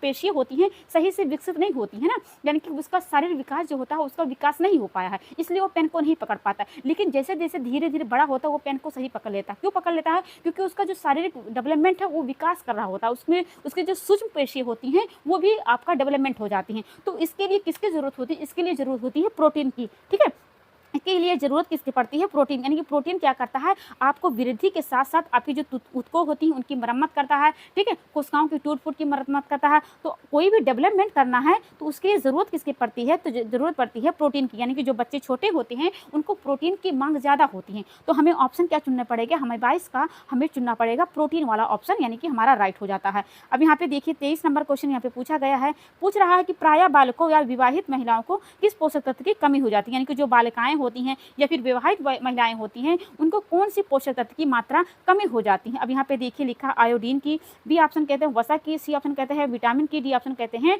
उनको लोह की। तो आप सभी जानते हो कि उनका जब पीरियड्स आता है, मासिक धर्म में आता है तो उनका बहुत सारा ब्लड निकल जाता है। उसके अलावा जब विवाहित होती हैं तो उनकी प्रेगनेंसी में बहुत सारा ब्लड निकल जाता है। ठीक, अनेक दिक्कतों से क्या हो जाता है? उनकी जो खून की कमी यानी कि एनीमिया की कमी से ग्रसित होने वाली महिलाएं बहुत ज़्यादा देखी जाती हैं। आयोडीन तो घेंघा वाला बात आता है, वसा वाली बात तो अलग होती हैं, विटामिन की बात तो यहाँ पे कही ही नहीं गई। तो यहाँ पे क्या हो जाएगा? पोषक तत्व की जो कमी होती है वो होती है एनीमिया से होने वाला जो यानी कि जो लोह होता है, जो लोह की कमी से क्या होता है? एनीमिया से ग्रसित होती है महिलाएं। तो आपका लोह से कमी आपको देखने को मिलता है। जो भी महिलाएं होती हैं बालिकाओं में, खास करके विवाहित महिलाएं होती हैं, उनका पीरियड्स में हो जाएगा, उनका अलग तरह से जैसे कि उनका कभी कभी मिसकैरेज हो जाता है और प्रेगनेंसी में हो जाता है, बहुत अनेक कारणों से क्या हो जाता है? यानी कि लोह तत्व की कमी देखने को मिलता है। हमारा 23 का जो राइट आंसर होगा डी ऑप्शन, यानी कि आपका लोह यहाँ पे सही हो जाता है। मैं अगले क्वेश्चन की तरफ चलती हूँ। मेरा अगला क्वेश्चन है 23 से चलते इसको मिटा देते हैं। अब मेरा 23 क्वेश्चन से 24 क्वेश्चन है। अब यहाँ पे पूछा गया आपसे कि एक सामान्य व्यक्ति को प्रतिदिन कितनी मात्रा में जल पीनी चाहिए? ठीक है, यानी कि जल पूछा गया है कि कोई व्यक्ति है तो उसको पानी जो पीना चाहिए कितना पीना चाहिए? आपके पास ऑप्शन दिया गया है, क्या आप एक गिलास पियोगे, या फिर ऑप्शन आपके पास है, एक मिनट, आपके पास बी ऑप्शन है 2 से 3 गिलास, सी ऑप्शन है 4 से 5 गिलास, डी ऑप्शन है 8 से 10 गिलास। तो कोई भी व्यक्ति है उसको पानी की ज़रूरत होती है, कम से कम होती है 70 भाग उसको जल से ही बना होता है। इनके यानी कि जो पूरा शरीर होता है कम से कम उसके भार का लगभग 70% क्या होता है? जल से ही बना होता है। जो भोजन को तोड़ने के लिए, भोजन को पचाने के लिए और गैसों का परिवहन करने के लिए हमें क्या करना पड़ता है? जल की आवश्यकता पड़ती है। तो हमें प्रतिदिन कितना पानी पीना चाहिए? यानी कि गिलास के रूप में पूछा गया है तो आप बताओगे 8 से 10 गिलास की ज़रूरत पड़ती है। कितना प्रतिशत जल आपका शरीर जल से बना होता है? तो 70% आपका जल से ही बना होता है। ठीक है, यानी भोजन को तोड़ने के लिए, भोजन को सही तरह से कार्य, अब भोजन भाई आपका टाइट रहेगा तो आप मल त्याग करोगे तभी दिक्कत होगा, आपका जो यूरिन नहीं सही से निकल पाएगा। ठीक है, आपका गैस परिवहन नहीं हो पाएगा, आपकी रासायनिक प्रक्रिया सही से नहीं हो पाएगी। तो इन सब को कार्य के लिए आपको जल की आवश्यकता होती है। जो आपका 24 का राइट आंसर होगा वो क्या होगा? डी ऑप्शन, यानी कि 8 से 10 गिलास की जरूरत पड़ती है। कोई भी व्यक्ति हो प्रतिदिन उसकी आवश्यकता पड़ती है। अब यहाँ पे पूछा गया आपसे फाइबर युक्त आहार मुख्यतः सहायक होते हैं। ठीक है, अब यहाँ पे आपसे पूछा गया जो जिसे रुचांश भी कहा जाता है, तो उसे जो मुख्यतः सहायता होती है किससे होती है? ऑप्शन ये आपके पास है पाचन से, पाचन में, बी ऑप्शन श्वसन में, सी ऑप्शन रक्त निर्माण में, डी ऑप्शन होता है रोगों से प्रतीक्षा में। तो आप जानते हो ना कि एक जो व्यक्ति होता है, स्वस्थ व्यक्ति होता है, प्रतिदिन कितना ग्रहण करना चाहिए फाइबर की? तो उसे करना चाहिए 25 से 30 ग्राम की फाइबर की आवश्यकता पड़ती है। ये आप कहीं से लिखना चाहते हो तो आप लिख लेना कि कोई व्यक्ति है, वयस्क व्यक्ति है, तो उसे फाइबर की जो जरूरत पड़ती है 25 से लेकर के 30 ग्राम फाइबर की ग्रहण करना चाहिए। ठीक है, अब यहाँ पे पूछा गया है कि सहायता होता है, यानी कि कहाँ पे जाकर के उसका आहार जो होता है सहायता होता है। इसको हम मिटा देते हैं तो क्या होता है? पाचन में होता है। यानी कि जो हो, अगर पूछा जाए कि स्रोत की बात करें कि आपके जो फाइबर होती है कौन से, तो अनाज हो गए, आपके ताजे फल हो गए, ठीक है, और दालें हो गई, इनसे आपको फाइबर की भरपूर मात्रा में आपका स्रोत मिलता है, ठीक है। और यहाँ पे पूछा गया था कि आपका फाइबर युक्त आहार मुख्यतः सहायक होता है, तो पचाने में सहायता होता है, रूक्षांश जिसे कहा जाता है। चलते हैं अगले क्वेश्चन की तरफ। यहाँ पे 3-4 पॉइंट आपको क्लियर हो गया होगा कि प्रतिदिन कितना आपको ग्राम ग्रहण करना चाहिए, तो आपको 20 से 25 ग्राम ग्रहण करना चाहिए। चलते हैं यहाँ पे 26 नंबर का क्वेश्चन पूछा गया है, अपने शरीर के वजन बढ़ने के भय से भोजन न करने वाली बीमारी को कहलाती है। ये क्वेश्चन आपके हर एग्जाम में पूछा जाता है, चाहे आपका टीजीटी पीजीटी हो, चाहे नेट हो, चाहे कोई भी एग्जाम हो, तो ये क्वेश्चन आपने बहुत बार देखा होगा। पूछा गया है कि कोई भी, आजकल की तो फैशन चल गया है कि लड़कियां क्या करती हैं, अपना वजन घटाने के लिए भोजन नहीं करती हैं, तो उसको क्या कहा जाता है, ये प्रकार की बीमारी होती है, उस बीमारी का नाम क्या होता है। आपके पास ऑप्शन है बुलिमिया नर्वसा, बी ऑप्शन होता है एनोरेक्सिया नर्वसा, सी ऑप्शन होता है बिंज ईटिंग, डी ऑप्शन होता है इनमें से कोई नहीं। चलिए फटाफट से इसका राइट आंसर बताइए कि इस बीमारी का नाम क्या होता है। तो इस बीमारी को क्या कहा जाता है, एनोरेक्सिया नर्वोसा होता है। इसमें क्या करती हैं महिला, जो औरतें होती हैं, ठीक है, वो डरती हैं कि मेरा वजन ना बढ़ जाए, इसलिए क्या करती हैं, वो भोजन को कम ग्रहण करती हैं, जिससे कुपोषित भी हो जाती हैं। ऐसा नहीं होता है कि वो वैसे बनी रहती हैं, कुपोषित भी हो जाती हैं, तो इस बीमारी को कहा जाता है एनोरेक्सिया नर्वोसा। 26 का हमारा राइट आंसर होगा, B option is the correct answer हो जाता है। चलते हैं अगले क्वेश्चन की तरफ। हमारा अगला क्वेश्चन पूछा जा रहा है, चलिए देखिए 26 से हमारा 27 क्वेश्चन। अब यहाँ पे देखिए कह क्या रहा है, चलिए इसको हटा देते हैं। 27 क्वेश्चन देखिए लिखा है, एक व्यक्ति बार बार अधिक मात्रा में भोजन ग्रहण करता है और वो वजन बढ़ने से बचने के लिए उल्टी या वोमिटिंग करता है, वो किस प्रकार का बीमारी से ग्रसित है, विकार कहें या बीमारी से ग्रसित है। अभी आपने देखा कि वजन बढ़ने के भय से क्या करती हैं, वो खाना नहीं खाती हैं, तो उसे कहा जाता है। अब यहाँ पे है खाना तो खा लेती हैं, लेकिन वो खुद से उल्टी, यानी कि जैसे मोमोज खा ली, कुछ मतलब जंक फूड वाला, जैसे मोमोज खा ली, पिज्जा खा ली, बर्गर, लेकिन वो खा तो लेती हैं, लेकिन वो शरीर में लगे नहीं, इसलिए वो क्या करती हैं, किसी भी तरीके से उसको उल्टी कर देती हैं, पलटी कर देती हैं। तो उस विकार को, उस बीमारी को क्या कहा जाता है, उसे क्या कहा जाता है, बुलिमिया नर्वसा, क्या उसे कहा जाता है बिंज ईटिंग, क्या उसे कहा जाता है एनोरेक्सिया नर्वसा, क्या उसे कहा जाता है इनमें से कोई नहीं कहा जाता। चलिए बहुत अच्छा क्वेश्चन है, 27 का क्वेश्चन यहाँ पे दिया गया है। चलिए फटाफट से आप इसे क्या बताओगे, तो आप बताओगे बुलिमिया नर्वोसा बताओगे। अगर आपसे पूछा जाए कि लड़कियां जो क्या करती हैं, भय से खाना नहीं खाती हैं कि हमारा शरीर ना बढ़ जाए, हमारा वजन ना बढ़ जाए, तो उसे क्या बताओगे, आप बताओगे एनोरेक्सिया नर्वसा। लेकिन अगर वो खाना खा लेती है लेकिन फिर उल्टी कर देती हैं, तो उसे कहा जाएगा बुलिमिया नर्वसा कहा जाएगा। इसमें वजन जो हो जाता है बढ़ने के लिए, बचने के लिए क्या करती हैं, उल्टी कर देती हैं। चलते हैं अगले क्वेश्चन की तरफ। हमारा अगला क्वेश्चन है, आपसे पूछा जाता है कि कठोर परिश्रम करने वाले पुरुष की जो दैनिक ऊर्जा की आवश्यकता होती है कितनी होती है, ये आपसे पूछा गया। यानी कि कठोर जो परिश्रम करता है, वो भी पुरुष की बात करी है, वो भी दैनिक ऊर्जा की, यानी कि प्रतिदिन ऊर्जा की बात की है। आपके पास ऑप्शन 4 है, और एक पहला ऑप्शन है 2000 किलो कैलोरी, बी ऑप्शन होता है 2050 किलो कैलोरी, सी ऑप्शन होता है 3600 किलो कैलोरी, डी ऑप्शन कहता है 7000 किलो कैलोरी। तो जो कठोर परिश्रम करने वाले जो पुरुष होती है, उनकी जो दैनिक ऊर्जा की जो आवश्यकता मांग होती है कितनी होती है 3600 से लेकर के 4000 तक की होती है। अगर आपसे यहाँ पे ऑप्शन में 4000 भी होता तभी आप सही लगाते हैं। तो यहाँ पे 28 का जो राइट आंसर होगा वो होगा सी ऑप्शन, यानी कि 3600 किलो कैलोरी की आवश्यकता होती है। जो कठोर परिश्रम करता है वो भी पुरुष की बात होती है, यानी कि 28 का हमारा सी ऑप्शन करेक्ट माना जाता है। हम अगले क्वेश्चन की तरफ चलते हैं। हमारा 28 से 29 क्वेश्चन है, आपसे पूछा जा रहा है कि एक साधारण कार्य करने वाली महिला की दैनिक ऊर्जा की, यहाँ आपने अभी देखा कठोर परिश्रम करने वाली वो भी पुरुष की बात, अब यहाँ पे साधारण कार्य करने वाली वो भी महिला की बात पूछा गया है। आपके पास 4 ऑप्शन है, 4 ऑप्शन में पहला ऑप्शन है 1900 किलो कैलोरी, बी ऑप्शन होता है 2225 किलो कैलोरी, सी ऑप्शन होता है 2600 किलो कैलोरी, डी ऑप्शन होता है 3600 किलो कैलोरी। अब आप बताओगे इसका ऑप्शन क्या हो जाएगा, तो इसका जो राइट आंसर होगा वो क्या होगा, वो होगा 1900 किलो कैलोरी, यानी कि कोई साधारण कार्य करता वो भी महिला की बात, वो भी रोज प्रतिदिन की बात, तो उसको लेना चाहिए 1900 किलो कैलोरी लेनी चाहिए। लेकिन अगर यहाँ पे प्रेगनेंसी वाला होता तो दूसरा हो जाता, लेकिन अगर वहाँ पे पूछा गया था साधारण कार्य करने वाली तो वहाँ पे 1900 बताना पड़ेगा आपका। अब यहाँ पे देखिए लिखा है 30 क्वेश्चन पूछा जा रहा है कि निम्न में से कौन अति पोषण से होने वाला रोग नहीं है। अति मतलब कि ज्यादा पोषण, अब मतलब कि कम पोषण, तो यहाँ पे जब ज्यादा पोषण करने वाला होने वाला रोग जो नहीं है वो आपको बताना है, ठीक है। आपके पास ऑप्शन ये है मोटापा, बी ऑप्शन है उच्च रक्तचाप, ठीक है। सी ऑप्शन है हृदय रोग, डी ऑप्शन है स्कर्वी। अब आप इसका राइट आंसर क्या बताओगे? आप देखो अधिक भोजन ग्रहण कर लोगे तो आपका क्या हो जाएगा, आपका हो जाएगा यहाँ पे, इसको हटा देते हैं, हाँ चलते फिर से बताते हैं। अगर आप ज़्यादा ग्रहण करोगे तो आप मोटापा होगा, उच्च रक्तचाप होगा, आपका उच्च रक्त यानी कि फैट वाली की मात्रा ज़्यादा करोगे ना, जब ज़्यादा करोगे तो उच्च रक्तचाप होगा, ज़्यादा करोगे तो मोटापा होगा यानी कार्बोहाइड्रेट खाया आपने, हृदय रोग होगा, वो सवाल करो। लेकिन जो स्कर्वी वाला रोग होता है उसे जो अल्पविटामिन यानी कि विटामिन सी की मात्रा कम करोगे तब आपका स्कर्वी, तो कम क्या किया आपने, विटामिन सी कम किया तब आप स्कर्वी हुआ। लेकिन आपने कार्बोहाइड्रेट ज़्यादा खाए तो प्रोटीन हुआ, आपने फैट ज़्यादा खाए तो हृदय रोग हुआ, आपने फैट ज़्यादा खाए तो रक्तचाप हुआ। तो ज़्यादा करोगे तो 3 में आएगा, कम करोगे तो स्कर्वी वाला आएगा। तो हमारे कम पूछा गया है तो कम हमारा क्या होगा, हमारा होगा 30 वाला ऑप्शन का सी ऑप्शन, यानी कि हमारा यहाँ पे जो ऑप्शन निकल के आता है वो आता है यहाँ पे। इसको हम पहले मिटा देते हैं, चलिए इसको मिटा देते हैं कि क्या इसका ऑप्शन निकल के आया, हमारा निकल के आया 30 का हमारा सी स्कर्वी यानी कि डी ऑप्शन करेक्ट हो जाता है। चलिए ये ऑप्शन सही हो जाता है। अगले क्वेश्चन की तरफ चलते हैं। हमारा 30 से 31 क्वेश्चन है। अब यहाँ पे देखिए क्या क्वेश्चन पूछा जा रहा है कि निम्न में से कौन सुपोषित व्यक्ति का लक्षण नहीं है, यानी कि कुपोषित होता है, एक सुपोषित होता है, लेकिन यहाँ पे लक्षण नहीं है। ठीक है, यहाँ पे है नहीं पूछा गया है, नहीं पूछा गया है।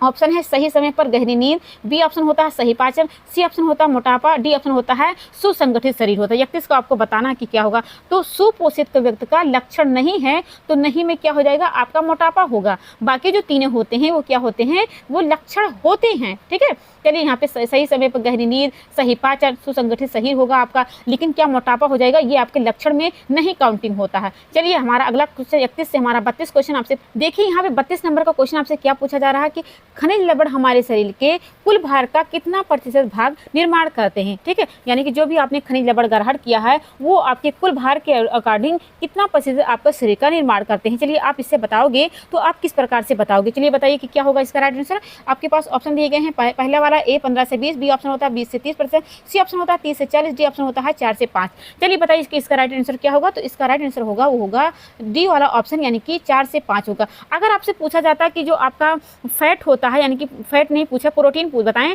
अगर प्रोटीन बताएं कि आपने भोजन ग्रहण किया उसका कुल ऊर्जा जो आपकी प्राप्ति होती है तो कितना होती है, क्या बताओगे आप, बताओगे 10 से 15 बताओगे। ठीक है, लेकिन अगर आपसे पूछा जाए कि आपने जो भी भोजन ग्रहण किया उसका कुल ऊर्जा जब ग्रहण करते हो तो उसमें जो वसा की मात्रा होती है कितना होती है, तो आप बताओगे 20 से 30 बताओगे। ठीक है, तो यहाँ पे 32 का पूछा गया था खनिज लवण से संबंधित, तो आपके भार का जो निर्माण करता है आपके शरीर का वो करता है 4 से 5% करता है। तो हमारा राइट आंसर हो जाएगा यहाँ पे 32 का डी ऑप्शन करेक्ट हो जाता है। चलते हैं अगले क्वेश्चन की तरफ। हमारा अगला क्वेश्चन है 33 क्वेश्चन पूछा जा रहा है कि गर्भवती स्त्री में प्रायः किन खनिज लवण की कमी हो जाती है। अभी आपने पीछे ही क्वेश्चन कर लिया है, लेकिन वो थोड़ा विवाहित और अविवाहित के बारे में पूछा था। ठीक है, आपने देखा हुआ ना। अब यहाँ पे गर्भवती महिलाओं के बारे में पूछा गया है। चलिए अब बताइए कि किसकी खनिज लवण की कमी हो जाती है। ठीक, आपके पास ऑप्शन है कैल्शियम एवं आयरन, बी ऑप्शन है सोडियम एवं आयोडीन, सी ऑप्शन है सोडियम एवं पोटेशियम, डी ऑप्शन होता है पोटेशियम एवं आयोडीन। चलिए अब इसका राइट आंसर क्या बताओगे। 33 का हमने यहाँ पे सवाल रखा, तो आप क्या बताओगे, जो कैल्शियम यानी कि आयरन की जो कमी होती है और कैल्शियम की जो कमी होती है वो कमी देखी जाती है जो गर्भवती स्त्री होती है, इसलिए तो वो क्या करती है, दवाई के रूप में कैल्शियम और आयरन की गोली खाती हैं। अगर वो न्यूट्रिशन के रूप में यानी कि अपने खाद्य पदार्थ में अपनी थाली में उसको नहीं शामिल कर पाती हैं तो वो दवाई के रूप में वो जरूर ग्रहण करती हैं। अगर नहीं करती हैं तो क्या होती है, उनके शरीर में खून की कमी, उनका बेबी जो होता है सही से उनका विकास नहीं हो पाता। तो गर्भवती महिला को इनकी जो कमी हो जाती है तो आयरन और कैल्शियम की कमी हो जाती है, क्योंकि बेबी का सब डेवलपमेंट उसके माँ के आहार से ही होता है। अब यहाँ पे 34 नंबर का क्वेश्चन है, किसी व्यक्ति का बॉडी मास इंडेक्स BMI ज्ञात करने के लिए किन तथ्यों की आवश्यकता होती है। आपके पास ऑप्शन है 4, उसके वजन की, बी ऑप्शन होता है उसके लंबाई की, सी ऑप्शन होता है वजन एवं लंबाई दोनों, डी ऑप्शन होता है उसके आय की। अब यहाँ पे बॉडी मास इंडेक्स BMI को ज्ञात करने के लिए आवश्यकता को पूछा हुआ, आपको इसका राइट आंसर बताना 34 का यहाँ पे है। चलिए बताइए इसका क्या होगा। देखो सबसे पहले आप ये जान लो कि जब BMI चेक किया जाता है तो क्या किया जाता है, पहले यहाँ पे लिखा जाता है बॉडी, ठीक है, बॉडी मास इंडेक्स लिखा जाता है, ऊपर लिखा जाता है वजन या फिर किग्रा और नीचे लिखा रहता है लंबाई मीटर में। यानी कि ये आपका सूत्र होता है, यानी कि आपका लिखा रहेगा बॉडी मास इंडेक्स बटा लिखा रहेगा वजन किग्रा ऊपर लिखा रहेगा यहाँ पे, और लंबाई मीटर जो होता है नीचे लिखा रहेगा। या फिर आपके वहाँ क्वेश्चन में आपसे ये पूछा जा सकता है। ठीक है, यहाँ पे ये बात तो आपसे नहीं पूछा गया, आपसे पूछा गया है कि तथ्यों की जो आवश्यकता होती है बॉडी मास की किसके होती है, किसके लिए आप करते हो। तो आपको चुनना पड़ेगा वजन और लंबाई के लिए क्या करते हो, बॉडी मास इंडेक्स का आप क्या करते हो, टूल का इस्तेमाल करते हो। यानी कि आपका राइट आंसर होगा वो कौन सा होगा, 34 का सी ऑप्शन सही हो जाता है। चलिए देखते हैं अगला क्वेश्चन क्या है। चलिए अब वो हमारा सीरीज खत्म हो गया, यानी कि हमने संतुलित आहार से जो भी क्वेश्चन डाला था वो हमारा खत्म हो गया। अब आपको जो भी भोजन में जो भी न्यूट्रिशन होते हैं, जैसे विटामिन हो गया, आपका मिनरल हो गया, कार्बोहाइड्रेट हो गया, जितने सारे न्यूट्रिशन होते हैं उनसे यहाँ पे क्वेश्चन पूछा जाएगा। चलिए यहाँ पे पूछा गया है, अभी तक आपने देखा अलग ब्रांच से क्वेश्चन था, अब यहाँ पे आपको अलग ब्रांच से क्वेश्चन, मतलब ब्रांच तो वही रहेंगे मिलता जुलता, लेकिन अध्याय आपका अलग है। ठीक है, अब यहाँ पे देखिए पहला क्वेश्चन आपसे पूछा जा रहा है कि डॉट डॉट डॉट में विटामिन डी सबसे ज्यादा होता है, यानी कि किस खाद्य पदार्थ में, इस चार ऑप्शन में विटामिन डी की जो मात्रा होती है ज्यादा पाई जाती है। पहला ऑप्शन कहता है बिनोला कॉटन सीड का तेल, बी ऑप्शन कहता है जैतून का तेल, सी ऑप्शन कहता है कॉड लीवर मछली का तेल, डी ऑप्शन कहता है सूरजमुखी का तेल। तो विटामिन डी जो सबसे ज्यादा पाया जाता है वो पाया जाता है कॉड लीवर कहें या फिर मछली का तेल में ज्यादा पाया जाता है। वो भी क्या होता है, मछली का जो तेल होता है उसमें ओमेगा जो 3 होता है, यानी कि फैट जो होता है वो पाया जाता है, जो क्या होता है बहुत सारी बीमारियों के लिए काम भी आता है, जैसे कि हृदय रोग हो गया, उच्च कोलेस्ट्रॉल हो गया, कमजोरी है, कैंसर से पीड़ित है, मधुमेह है, सूजन है, गठिया है, एड्स है, अल्जाइमर का रोग है, नेत्र का है, अल्सर है, तो इन सब का उपचार के लिए क्या किया जाता है, मछली तेल का इस्तेमाल किया जाता है। यानी कि मछली का तेल क्या होता है, बहुत महत्वपूर्ण होता है आपके स्वास्थ्य के लिए। तो हमारा पहला यानी कि पहला का जो राइट आंसर होगा वो होगा सी ऑप्शन होता है। वैसे आप तो जानते हैं कि विटामिन डी क्या होता है, सूर्य का अच्छा स्रोत माना जाता है, यानी कि सूर्य से उसका बहुत ज़्यादा कनेक्शन अच्छा होता है, यानी कि उससे सूर्य से क्या होता है विटामिन डी की पूर्ति होती है। अब यहाँ पे देखिए दूसरा नंबर का क्वेश्चन पूछा था विटामिन सी की कमी से होने वाला रोग कौन सा होता है। रिकेट्स लिखा है, बी ऑप्शन है बेरी, सी ऑप्शन है स्कर्वी और डी ऑप्शन है नाइट ब्लाइंडनेस होता है। तो आप जानते हो कि रिकेट्स से क्या होता है, आपका विटामिन डी से संबंधित है, बेरी के कहें तो विटामिन बी से संबंधित है, स्कर्वी की बात करें तो क्या होता है विटामिन सी से संबंधित है, लेकिन अगर जिंजिवाइटिस होता है तब भी क्या होता है आपका विटामिन सी से संबंधित होता। तो यहाँ पे क्या एक ही बीमारी लिखा है, तो आप क्या बताओगे, दूसरा का जो राइट आंसर होता है सी होता है। अगर नाइट ब्लाइंडनेस की बात करें तो विटामिन ए से कमी से होने वाला ये बीमारी होता है। तो यहाँ पे विटामिन सी की बात की गई तो आप क्या बताओगे, आप बताओगे स्कर्वी रोग हो जाता है, यानी कि हमारा दूसरा का सी ऑप्शन करेक्ट माना जाता है। मैं अगले क्वेश्चन की तरफ चलती हूँ। हमारा अगला क्वेश्चन, तीसरा क्वेश्चन आपसे यहाँ पे पूछा जा रहा है कि उस विटामिन का नाम बताइए जिसकी कमी के कारण अत्यधिक खून बहने लगता है। ठीक है, यानी कि कौन सा ऐसा विटामिन होती है जिनका आपने कम ग्रहण किया है तो क्या होता है ब्लड क्लॉटिंग, यानी कि रक्त का थक्का नहीं जमता है, वह खून बह जाता है। जैसे आप चोट लगते हो ना, तो चोट अब लग गया है, खून निकल रहा है, तो कौन सा ऐसा न्यूट्रिशन आपने कम खा लिया है जिससे आपका खून बह रहा है, आपका खून रुक नहीं रहा है। आपके पास ऑप्शन है, क्या विटामिन ए की कमी है, बी ऑप्शन क्या विटामिन बी की कमी है, या फिर सी ऑप्शन क्या विटामिन के की कमी है, डी ऑप्शन क्या विटामिन सी की कमी है। अब आप बताओगे किसकी कमी होता है। तो अब याद रखे रहना कि जो विटामिन के होता है अगर उसकी कमी हो गई है तो रक्त का थक्का नहीं जम पाएगा। ठीक है, अगर रक्त का थक्का नहीं जम पाएगा तो अगर आप चोट लग जाएगी आपको तो वो रक्त बह जाएगा। अब याद रखे रहना कि विटामिन के का रासायनिक नाम क्या होता है, फिरोक्विनोन होता है। ठीक है, चलिए अगला क्वेश्चन चलते हैं। अगला क्वेश्चन हमारा यहाँ पे देखिए, चलिए अगला क्वेश्चन देखिए क्या पूछा रहा है। उसके अलावा यहाँ पे विटामिन के बारे में थोड़ा आप और जान लो कि ये क्या होता है, रक्तस्राव विरोधी विटामिन होता है। ठीक है, जो आपके यकृत जहाँ पे होता है वहाँ पे प्रोथ्रोम्बिन का निर्माण करने के लिए आवश्यक तो होता है। ठीक है, इसका अगर कमी हो गई तो रक्त का थक्का नहीं जम पाएगा। जैसे आपका टमाटर हो गया, हरी पत्तेदार सब्जियां हो गई, इनमें क्या होता है विटामिन के की मात्रा पाई जाती है। चलते हैं अगले क्वेश्चन की तरफ। हमारा इसका यहाँ पे तीसरा का जो राइट आंसर निकल के आया विटामिन के निकल के आया। अब यहाँ पे मैं पूछती हूँ, अगर एक व्यक्ति रिकेट से पीड़ित है तो व्यक्ति में किसकी कमी है। ठीक है, चलिए बताइए, क्या विटामिन के से कमी है, या फिर विटामिन डी की कमी है, या फिर सी ऑप्शन विटामिन ए की कमी है, या फिर डी ऑप्शन विटामिन बी की कमी है। तो अगर कोई भी व्यक्ति है उसे रिकेट्स हो गया है तो उसके शरीर में जो कमी हुई है, किसकी कमी है, उसे हुई है विटामिन डी की कमी हुई है, तभी क्या हो जाता है यहाँ पे रिकेट्स वाली बीमारी हो जाती है। लेकिन ये जाने रहे ना कि विटामिन डी होता है तो अगर कमी हो गई है तो बच्चों में क्या होता है रिकेट्स वाला बीमारी। ऐसा नहीं हो जाएगा कि प्रौढ़ावस्था में या वृद्धावस्था में रिकेट्स हो, उससे तो ऑस्टियोपोरोसिस ऑस्टियोमेलेसिया वाली बीमारी होती है। लेकिन बच्चों में क्या हो जाता है रिकेट्स हो जाता है, जिसमें क्या हो जाती है आपकी हड्डियाँ जो हो जाती हैं वो सूख जाती हैं। ठीक है, चलिए अगले क्वेश्चन की तरफ चले। हमारा चौथा का जो राइट आंसर निकल के आया, हमारा निकल के आया विटामिन डी निकल के आया। अब चौथा से मैं पांचवा क्वेश्चन की तरफ चलती हूँ। हमारा मछली से प्राप्त होने वाला कॉड लीवर तेल किस विटामिन समूह से समृद्ध है। चलिए बताइए, विटामिन ए है, विटामिन डी है, विटामिन सी है, विटामिन बी है। अब बताइए, अभी आपने आगे ही क्वेश्चन कर लिया है, इस क्वेश्चन का आप जल्दी से जवाब दीजिए कि क्या होगा। तो अभी आगे आपने देखा ना कि विटामिन जो डी होता है उसमें कॉड लीवर जिसे कहे मछली का तेल क्या होता है भरपूर मात्रा में पाया जाता है। तो यहाँ पे यही पूछा गया है ना कि किस में क्या होता है पाया जाता है, तो आप क्या बताओगे, आप बताओगे विटामिन डी बताओगे, यानी कि बी ऑप्शन सही हो जाता है। लेकिन ये भी याद रख लेना कि मछली से प्राप्त होने वाला जो कॉड लिवर होता है, तेल जो विटामिन डी होता है उसका स्रोत आपने डी बताया, लेकिन जो विटामिन डी होता है वो कैल्सीफ्रॉल यानी कि इसका जो रासायनिक नाम होता है वो कैल्सीफ्रॉल होता है, जो आपके सूर्य की जो रोशनी होती है, सूर्य का जो प्रकाश होता है उससे प्राप्त हो जाता है। यानी इसे आप क्या कह सकते हो, इसे आप कह सकते हो विटामिन डी को एंटी रिकेट्स विटामिन भी कह सकते हो।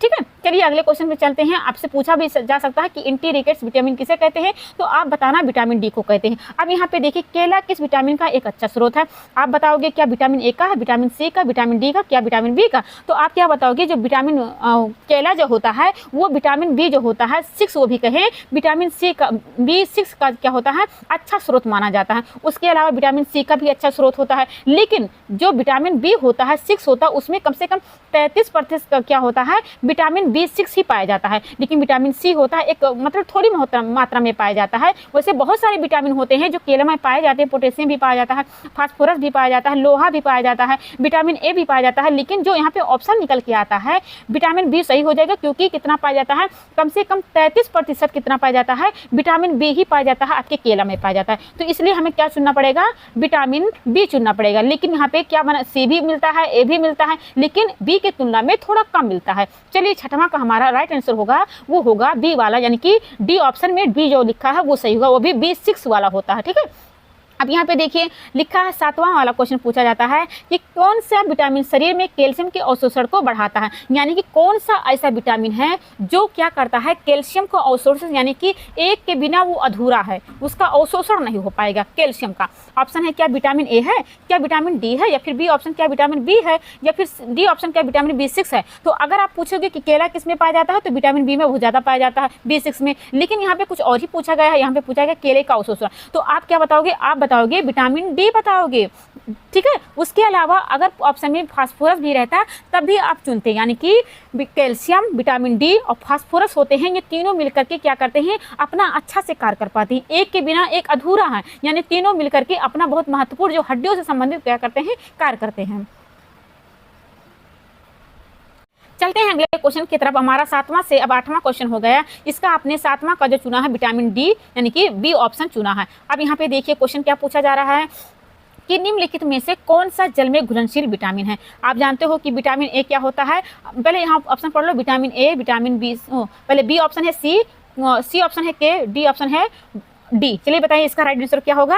तो जो वसा में घुलनशील है और जो जल में घुलनशील होते हैं उनकी विटामिन अलग अलग होते हैं। तो अगर जल की बात करें तो कौन से होते हैं, बी होते हैं और सी होते हैं, लेकिन जो अदर होते हैं जैसे ए हो गया, डी हो गया, ई हो गया, के हो गया, ये आपके क्या होते हैं वसा में घुलनशील होते हैं, यानी कि फैट में होते हैं। अगर आपसे पूछा जाए कि विटामिन शब्द का जो प्रयोग होता है सबसे पहले किसने किया था, तो आप बताना केसीमिर फंक ने किया। कहीं कहीं फंक भी आपका लिखा रहेगा, लेकिन आप पूरा नाम जानते हो, जब पढ़ते हो तो पूरा जानकारी के साथ पढ़ो। तो विटामिन शब्द का सबसे पहले प्रयोग किसने किया था, कैसीमिर। ठीक है, मैं यहाँ पे लिख देती हूँ, सही से लिख नहीं जाएगा लेकिन फिर भी मैं लिखने की कोशिश करती हूँ। कैसीमिर फंक ने किया था, 1912 में किया था। ठीक है, चलिए अब बताते हैं अगला क्वेश्चन। यहाँ पे विटामिन सी, यहाँ पे विटामिन पूछा गया था कि जल में घुलनशील कौन होता है, तो आपने क्या बताया, बी ऑप्शन यानी कि सी वाला ऑप्शन चुना था। अब यहाँ पे देखिए क्या पूछा जा रहा है, मानव शरीर में विटामिन डॉट डॉट की कमी से शुष्क नेत्र प्रदाह जीरोप्लेथमिया हो सकता है, यानी कि जीरोप्लेथमिया यानी कि नेत्र से संबंधित जो बीमारी होती है जिसे कहा जाता है जीरोप्लेथमिया बीमारी होती है। ये सब क्या होता है, स्टेट बाय स्टेट होता है, यानी कि जो रतौंधी बीमारी होती है यह आपकी विटामिन ए का सबसे पहला चरण होता है, यानी कि सबसे पहली बीमारी होती है जिसमें सिर्फ अंधेरे और उजाले का फर्क नहीं कर पाता। उसके बाद क्या होता है, अलग अलग बीमारियां क्या होती हैं, चरण बाई चरण होती हैं। ठीक है, अब यहाँ पे 9th का क्वेश्चन देखिए पूछा जा रहा है आपसे कि विटामिन क्या ए ऑप्शन डी होता है, क्या बी ऑप्शन ए होता है, सी ऑप्शन क्या सी होता है, डी ऑप्शन क्या बी होता है। तो जो जीरोप्लेथमिया है वो क्या होता है, विटामिन ए की कमी से होने वाला रोग होता है। इसमें क्या हो जाता है, जो आपकी आंखों की ग्रंथियां होती है, अश्रु ग्रंथियां होती हैं वो सूख जाती हैं, जिसके कारण क्या हो जाता है, आंखों से जो आंसू आता है वो बंद हो जाता है। उसे क्या कहा जाता है, नेत्र शुष्क रोग भी कहा जाता है। ठीक है, यानी विटामिन ए को नेत्र शुष्क रोग से भी जाना जाता है। तो हमारा 9th का जो राइट आंसर होगा वो कौन सा होगा, वो हमारा होगा बी ऑप्शन, यानी कि ए ऑप्शन सही हो जाता है। बी ऑप्शन में ए लिखा है ना, विटामिन ए सही हो जाएगा। चलते हैं अगले क्वेश्चन की तरफ। हमें आशा है कि आपको हमारे क्वेश्चन समझ में आ रहा होगा। 2-4 क्वेश्चन ऐसे हैं जो आपको इजी मिलेंगे, बाकी आपको क्वेश्चन क्या होंगे थोड़ा टफ रहेंगे। चलिए यहाँ पे देखिए लिखा है निम्न में से कौन सा जिंक का उच्चतम स्रोत है, यानी कि जो जिंक होता है आपके खनिज लवण में काउंटिंग होते हैं तो उनका उच्चतम जो स्रोत होता है वो आपसे पूछा गया है।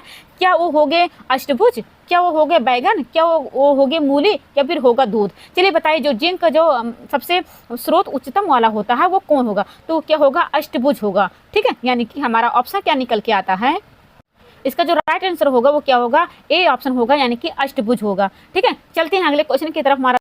चलिए अब यहाँ पे 11वां नंबर का क्वेश्चन आपसे पूछा जा रहा है कि नीचे एक अभिकथन ए और आर, कारण आर दिया गया है। अभिकथन ए कह रहा है कि बेरी बेरी एक विषाणु जनित संक्रमण है, कारण कह रहा है आर विटामिन की कमी बीमारियों का कारण बनती है। ऑप्शन यहाँ पे दिया गया सही विकल्प को चुनना है। ऑप्शन पहला कह रहा है ए गलत है लेकिन आर सही है, बी कहता है ए सही है लेकिन आर गलत है, सी ऑप्शन कहता है ए और आर दोनों गलत है, डी ऑप्शन कह रहा है ए और आर दोनों सही है। लेकिन जो यहाँ पे आर है ए की उचित व्याख्या। चलिए आप इसे अगर चुनोगे तो किस रूप में चुनोगे, चलिए फटाफट से आप बताओ। तो आप यहाँ पे क्या आप चुनना पहले जो बेरी बेरी रोग है वो क्या होता है, थायमिन से यानी विटामिन बी के कमी से होने वाला रोग होता है। ठीक है, लेकिन यहाँ पे क्या बताया है, जो पे अभिकथन आपका दिया गया है वो क्या है, गलत है। ठीक है, यानी कि ए आपका गलत है। जो विषाणु जनित रोग नहीं होता है ये आपका विटामिन B1 की कमी से यानी कि थायमिन्स की कमी से होने वाला रोग होता है। तो पहला तो आपका गलत हो जाता है। लेकिन जो आपका लिखा है विटामिन की कमी से बीमारियों का कारण बनती है, ये आपका ऑप्शन जो हो जाता है सही हो जाता है। लेकिन हमारा ऑप्शन क्या निकल के आता है, ए गलत है, आर सही है, यानी कि हमारा विटामिन की कमी से बीमारियों का कारण बनता है, जैसे आपका रतौंधी हो गया, यूरोप्लेथमिया हो गया, स्कर्वी हो गया, जिंजाइटिस हो गया, रिकेट्स हो गया, स्टोपोरोसिस हो गया, स्टोबेलेसिया हो गया, ये सब क्या होता है, विटामिन की कमी से होने वाला रोग हो गया। ठीक है, तो आपका आर सही है लेकिन ए क्या है, गलत है। तो हमारा ऑप्शन 11वां क्या आएगा, A option is the right answer होगा। चलते हैं अगले क्वेश्चन की तरफ। अब यहाँ पे देखिए क्या पूछा जाता है, ऐसा कौन सा विटामिन है जिसकी अत्यधिक मात्रा में सेवन से वह शरीर में संग्रहित हो जाते हैं और घातक प्रभाव डालते हैं। ऑप्शन है बी कॉम्प्लेक्स, बी ऑप्शन है आई तथा सी ऑप्शन है बी तथा सी, डी ऑप्शन है ए तथा डी। चलिए आप बताइए 12वां का राइट आंसर क्या बताओगे आप, जिसमें पूछा गया था कि कौन सा ऐसा विटामिन है जिसके अत्यधिक मात्रा में सेवन से शरीर में संग्रहित हो जाती है और घातक प्रभाव, यानी कि कौन सा ऐसा आपने विटामिन खा लिया जो आपके शरीर में जाकर इकट्ठा हो जाएगा और आपको बहुत सारी बीमारियों का रूप दिखाएंगे। तो वो क्या हो जाएगा, आपका ऑप्शन हो जाएगा डी ऑप्शन, यानी कि विटामिन ए जो होते हैं और विटामिन डी होते हैं ये आपके शरीर में जाकर के नकारात्मक प्रभाव दिखाते हैं। ठीक है, यानी कि इनकी जो मात्रा ग्रहण करना चाहिए उसमें सूक्ष्म आवश्यकता होती है, ना कि ज़्यादा ग्रहण करना चाहिए। तो आपका 12वां का जो राइट आंसर होगा वो क्या होगा, डी ऑप्शन, यानी कि विटामिन ए और विटामिन डी वाला ऑप्शन सही हो जाता है।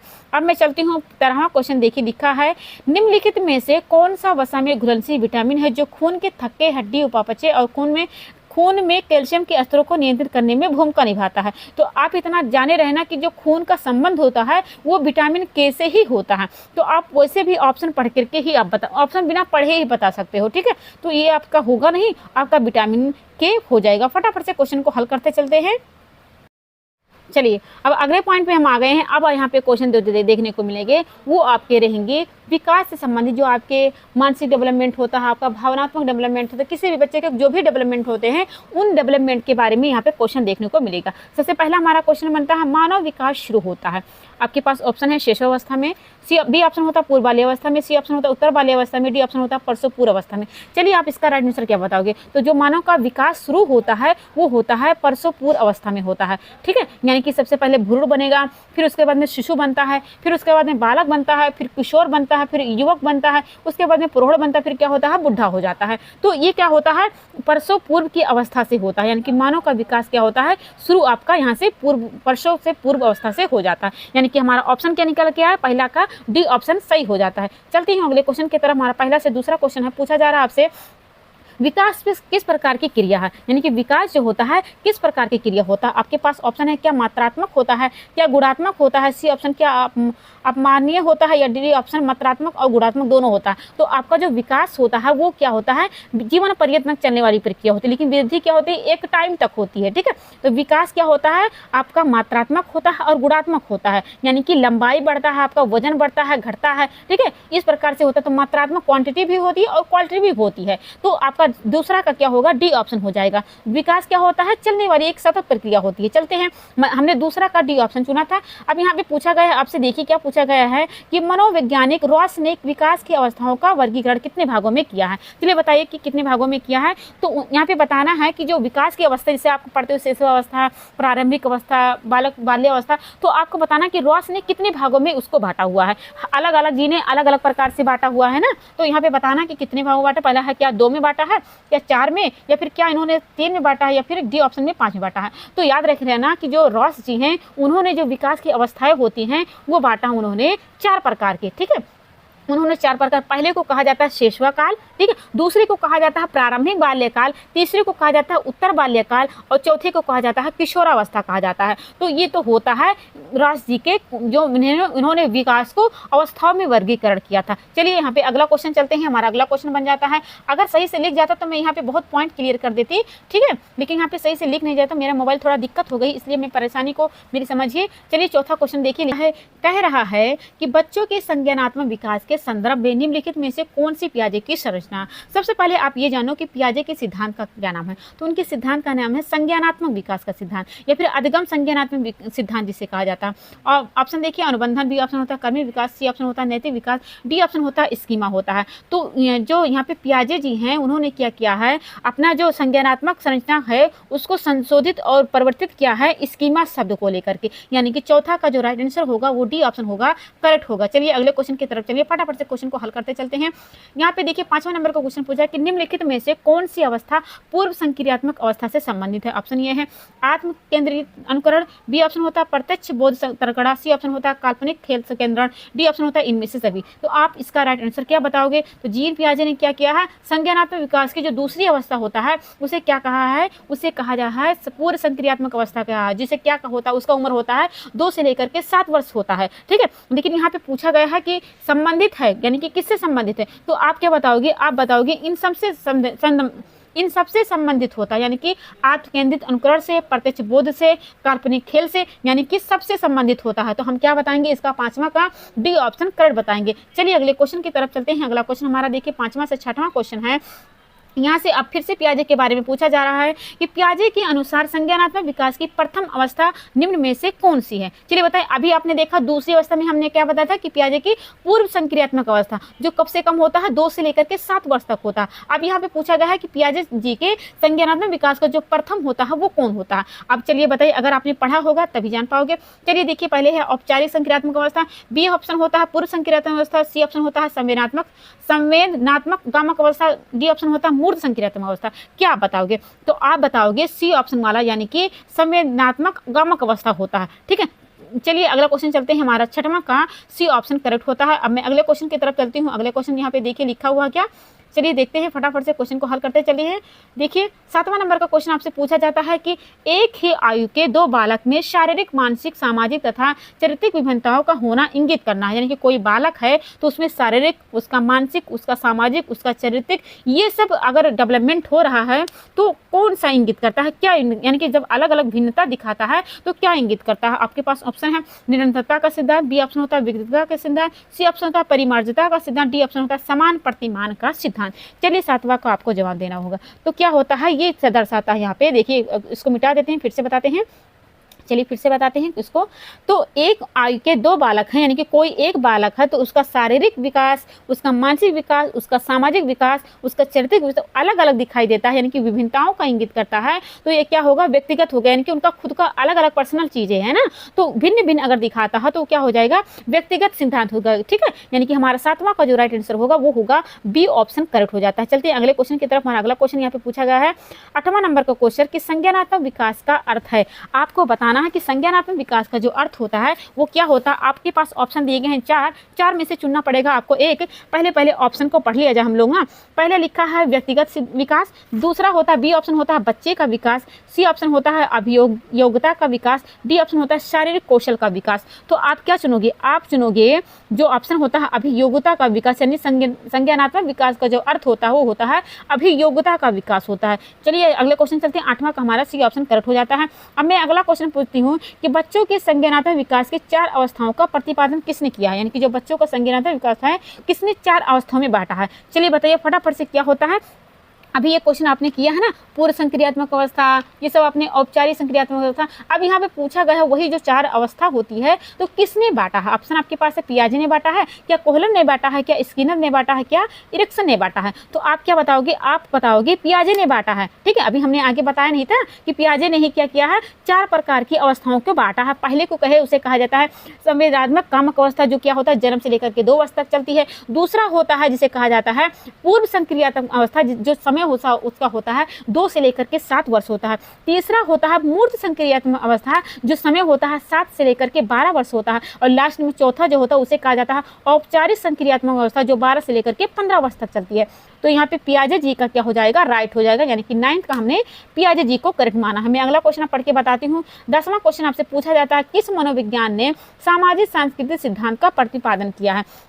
चलिए फटाफट से इसका राइट आंसर बताइए कि सामाजिक सांस्कृतिक जो सिद्धांत होता है किसने दिया है। आपके पास ऑप्शन है, क्या कोहलबर्ग ने दिया है, क्या वाइगोत्स्की ने दिया है, क्या पियाजे ने, क्या फिर हॉरलॉक ने दिया है। तो आप क्या बताओगे, आप बताओगे वाइगोत्स्की ने क्या किया है, सामाजिक सांस्कृतिक सिद्धांत का इन्होंने प्रतिपादन किया है। चलते हैं अगले क्वेश्चन की तरफ। अगर क्लास आपको अच्छा लग रहा है तो प्लीज़, अगर नए लोग हो तो चैनल को सब्सक्राइब कर सकते हो, बहुत अच्छे आपको क्वेश्चन देखने को मिल रहा होगा। वैसे भी चलिए देखिए, खैर कोई बात नहीं। 11वां क्वेश्चन देखिए, लिखा है निगमनात्मक चिंतन संबंधित है। आपके पास ऑप्शन है ए औपचारिक संक्रियात्मक अवस्था, बी ऑप्शन होता है मूर्त संक्रियात्मक अवस्था, सी ऑप्शन होता है पूर्व संक्रियात्मक अवस्था, डी ऑप्शन होता है संवेदी गत्यात्मक अवस्था। अब बताओ निगमनात्मक चिंतन जो संबंधित होती है वो किससे होता है, तो वो होता है औपचारिक संक्रियात्मक अवस्था होती है। ठीक है, औपचारिक संक्रियात्मक जो औपचारिक संक्रियात्मक अवस्था होता है उसका जो समय होता है कितना होता है, 12 से लेकर के कितना होता है, 15 वर्ष तक के होता है, जो किसने दिया है, पियाजे जी ने दिया है। ठीक है, चलिए देखिए अब यहाँ पे देखिए लिखा है बूर्नर का संज्ञानात्मक विकास का सिद्धांत संबंधित है। ऑप्शन ये है वर्गीकरण, बी ऑप्शन है अमूर्त चिंतन, सी ऑप्शन होता है मूर्त चिंतन, डी ऑप्शन होता है आत्मविश्वास होता है। तो बूर्नर का संज्ञानात्मक विकास का जो सिद्धांत है वो संबंधित होता है, वो जो संबंधित होता है 12वां का हमने यहाँ पे क्वेश्चन रखा है ना, तो वो होता है वर्गीकरण पे आधारित होता है, यानी कि हमारा 12वां का जो ऑप्शन निकल के आएगा वो ए ऑप्शन सही हो जाएगा। चलिए फटाफट से क्वेश्चन को हल करते चलिए। देखिए अब यहाँ पे 13वां क्वेश्चन पूछा गया है कि वृद्धि एवं विकास का मुख्य सिद्धांत है। ऑप्शन ये है एकता का नियम, बी ऑप्शन है समानता का नियम, सी ऑप्शन तत्परता का नियम, डी ऑप्शन है व्यक्तित्व अंतर का सिद्धांत। चलिए वृद्धि और विकास का जो मुख्य सिद्धांत है वो आपको बताना, यहाँ पे 13वां क्वेश्चन है तो वो क्या होता है, व्यक्तित्व अंतर का सिद्धांत होता है। चलिए देखते हैं हमारा यहाँ पे 13वां का जो राइट आंसर होगा वो होगा डी ऑप्शन करेक्ट हो जाता है। अगले क्वेश्चन की तरफ चलते हैं। अब 14 हमारा है 13वां से 14वां क्वेश्चन। मानव विकास को जिन क्षेत्रों में विभाजित किया जाता है वो क्षेत्र होता है, यानी कि कोई भी अगर मनुष्य होता है तो वो जो उनका डेवलपमेंट होता है किन क्षेत्रों में होता है। आपके पास ऑप्शन है शारीरिक, आध्यात्मिक, संज्ञानात्मक और सामाजिक, बी ऑप्शन होता है शारीरिक, संज्ञानात्मक, संवेगात्मक और सामाजिक, सी ऑप्शन होता है संवेगात्मक, संज्ञानात्मक, आध्यात्मिक और सामाजिक मनोवैज्ञानिक, डी ऑप्शन होता है मनोवैज्ञानिक, संज्ञानात्मक, संवेगात्मक और शारीरिक। यानी आपको बताना है कि कौन सा ऐसी लाइन है जो कंप्लीट होती है मानव के विकास के लिए। ठीक है, तो आपके इस लाइन में क्या होता है, यहाँ पे आध्यात्मिक दिया गया है जबकि आध्यात्मिक नहीं होना चाहिए। ठीक है, आपका यहाँ पे जो ऑप्शन निकल के आता है उसके बाद में बी ऑप्शन देखिए, बी ऑप्शन में आपका क्या हो जाता है, यहाँ पे लिखा शारीरिक विकास, यानी कि मानव का जो विकास होता है वो शारीरिक विकास होता है। संज्ञानात्मक विकास यानी कि मनुष्य का जो विकास होता है संज्ञानात्मक विकास होता है। संवेगात्मक विकास यानी कि इमोशनल डेवलपमेंट वो भी होता है। सामाजिक विकास वो भी होता है। यानी कि ये चारों क्या हो जाते हैं, शारीरिक, संज्ञानात्मक, संवेगात्मक, सामाजिक, ये क्या होते हैं, मानव विकास को क्या कहते हैं, डेवलपमेंट के क्षेत्र होते हैं। बाकी सी ऑप्शन में आपका ये नहीं होगा, डी ऑप्शन वाला आपका नहीं होगा। आपका जो राइट आंसर होगा वो कौन सा होगा, वो होगा आपका बी ऑप्शन वाला करेक्ट हो जाता है। चलते हैं अगले क्वेश्चन की तरफ। 14 से 15 क्वेश्चन की तरफ चलते हैं। 14वां का हमने बताया था बी ऑप्शन करेक्ट बताया था। अब 15वां का देखिए लिखा है विकास में वृद्धि से आशय है। ठीक है, यानी कि जो विकास होता है वो वृद्धि से आशय क्या होता है, वो ऑप्शन है आकार, सोच समझ कौशल में वृद्धि, बी ऑप्शन होता है समय में वृद्धि, सी ऑप्शन होता है ज्ञान में वृद्धि, डी ऑप्शन में भार में वृद्धि। चलिए 15वां का राइट आंसर बताइए कि क्या होगा। तो इसका राइट आंसर होगा विकास में वृद्धि से जो आशय होता है वो होता है आकार में, सोच में, समझ कौशल में, इन सब में क्या होता है। चलते हैं अगले क्वेश्चन की तरफ। 15वां का हमने ए ऑप्शन चुना था। अब यहाँ पे देखिए क्वेश्चन आपसे पूछा जाता है कि 16वां क्वेश्चन विकास की अवस्था में उत्तर बाल्यावस्था कब माना जाता है। उत्तर बाल्यावस्था के बारे में पूछा गया है, बाल्यकाल के बारे में पूछा गया है। आपके पास ऑप्शन है 2 से 6 वर्ष, बी ऑप्शन है 13 से 18, सी ऑप्शन है 6 से 12, डी ऑप्शन होता है 9 से 13। चलिए बताइए फटाफट से इसका राइट आंसर क्या होगा। तो उत्तर बाल्यावस्था अगर पूछा जाए, बाल्यकाल पूछा जाए तो आप क्या बताओगे, 6 से लेकर के 12 बताओगे। 13 से 18 अगर पूछा गया तो आप क्या बताओगे, किशोरावस्था बताओगे। ठीक है, चलते हैं अगले क्वेश्चन की तरफ। हमारा अगला क्वेश्चन है, अब यहाँ पे 17वां क्वेश्चन देखिए लिखा है, विकास की किस अवस्था में बाल अपराधों की संख्या सर्वाधिक होती है, यानी कि कौन सी ऐसी अवस्था होती है उस अवस्था में जो बालक होते हैं वो अपराध के सर्वाधिक होते हैं। चलिए बताइए किस में होता है, यानी कि कौन सा ऐसा उम्र होता है जिसमें वो अपराध ज्यादा करते हैं। ठीक है, ऑप्शन आपके पास ये हैं 4। पहला है उत्तर बाल्यकाल अवस्था, बी ऑप्शन होता है प्रौढ़ावस्था, सी ऑप्शन किशोरावस्था, डी ऑप्शन मध्य प्रौढ़ावस्था। चलिए बताइए इसका राइट आंसर क्या होगा। तो आप सभी जानते हो कि जो किशोरावस्था वाला टाइम होता है वो कैसा होता है, तूफान वाला अवस्था होता है, तनाव वाला होता है, संघर्ष वाला अवस्था होता है। ठीक है, जिसे विरोधी अवस्था भी कहा जाता है। तो इसमें क्या हो जाता है, अपराध की, जिसे आतंकवादी भी बना सकते हो इस अवस्था में। बहुत सारे आप देखते हो ना 13 से 18 वर्ष के उम्र में बहुत सारे आतंकवादी भी बन जाते हैं। ठीक है, तो ये तूफान वाला जिस फील्ड में जाएंगे उस फील्ड में हो जाएंगे। ठीक है, तो किशोरावस्था वाला आपका सही हो जाता है। इसलिए तो इसको कहा गया, स्टेनहाल ने क्या कहा है कि जो किशोरावस्था होता है वो इस प्रकार की जो अवस्था होती है इसमें संघर्ष होता है, तनाव होता है, तूफान होता है और विरोधी का अवस्था भी होता है, यानी कि स्टेनहाल ने कहा है। तो आप याद रख लेना कि जो बालिक अपराधों की जो दिक्कतें आती हैं वो किशोर अवस्था में काउंटिंग होती है। तो हमारा जो राइट आंसर होगा वो 17वां का सी ऑप्शन करेक्ट हो जाएगा, यानी कि किशोरावस्था। चलते हैं अगले क्वेश्चन की तरफ। 17वां से 18वां क्वेश्चन आपसे पूछा जा रहा है कि विकास कभी ना समाप्त होने वाली प्रक्रिया है, यह विकास के किस सिद्धांत से संबंधित है। चलिए बताइए किस सिद्धांत से संबंधित है।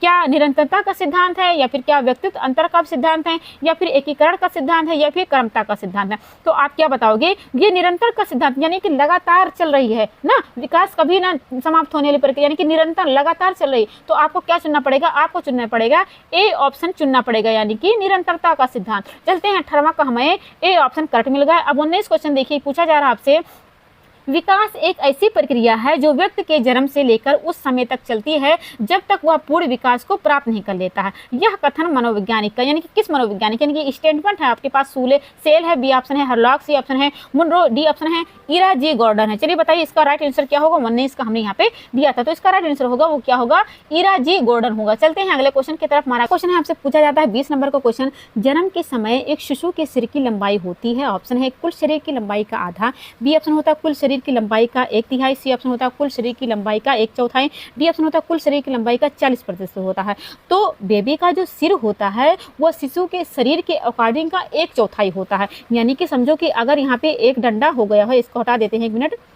हाँ, अगर समझो यहाँ पे कोई समझो छड़ी है, तो उसके अगर आप 4 तोड़ते हो टुकड़े में करके, तो जो एक टुकड़ा बढ़ता है वो क्या होता है, बेबी के सर के उतना होता है। ठीक है, तो हमारा 20 का जो राइट आंसर होगा वो सी ऑप्शन करेक्ट हो जाता है। चलते हैं अगले क्वेश्चन की तरफ। अब 21 क्वेश्चन आपसे पूछा जाता है कि बच्चे को सामाजिकरण का पहला पाठ कहाँ से प्राप्त होता है। ये आप तो क्वेश्चन वैसे भी बिना पढ़े ही समझ सकते हो, क्योंकि आपने बहुत जगह इस क्वेश्चन को सॉल्व किया होगा। ऑप्शन है दोस्तों से, बी ऑप्शन है सांस्कृतिक स्थानों से, सी ऑप्शन परिवारों से, डी ऑप्शन होता है गाँव से। जाहिर सी बात है आप परिवार में सबसे पहला उसका सामाजिक पाठ को पढ़ाया जाता है, सिखाया जाता है। चलते हैं 21 का 22 क्वेश्चन देखिए आपसे पूछा जा रहा है कि मनोवैज्ञानिक जीन पियाजे का जन्म किस देश में हुआ। ठीक है, जीन पियाजे का जो जन्म है वो आपसे पूछा गया है। आप देखिए ऑप्शन है अमेरिका, बी ऑप्शन है ब्रिटेन, सी ऑप्शन है स्विट्जरलैंड, डी ऑप्शन है ऑस्ट्रेलिया है। तो आप बताना कि जो जीन पियाजे हैं उनका जो जन्म हुआ था वो स्विट्जरलैंड में हुआ था। लेकिन अगर पूछा जाए कि कौन से डेट में हुआ था तो आप क्या बताओगे, आप बताओगे 9 अगस्त को और 1896 में हुआ था। ठीक है, 9 अगस्त 1896 में स्विट्जरलैंड में हुआ था।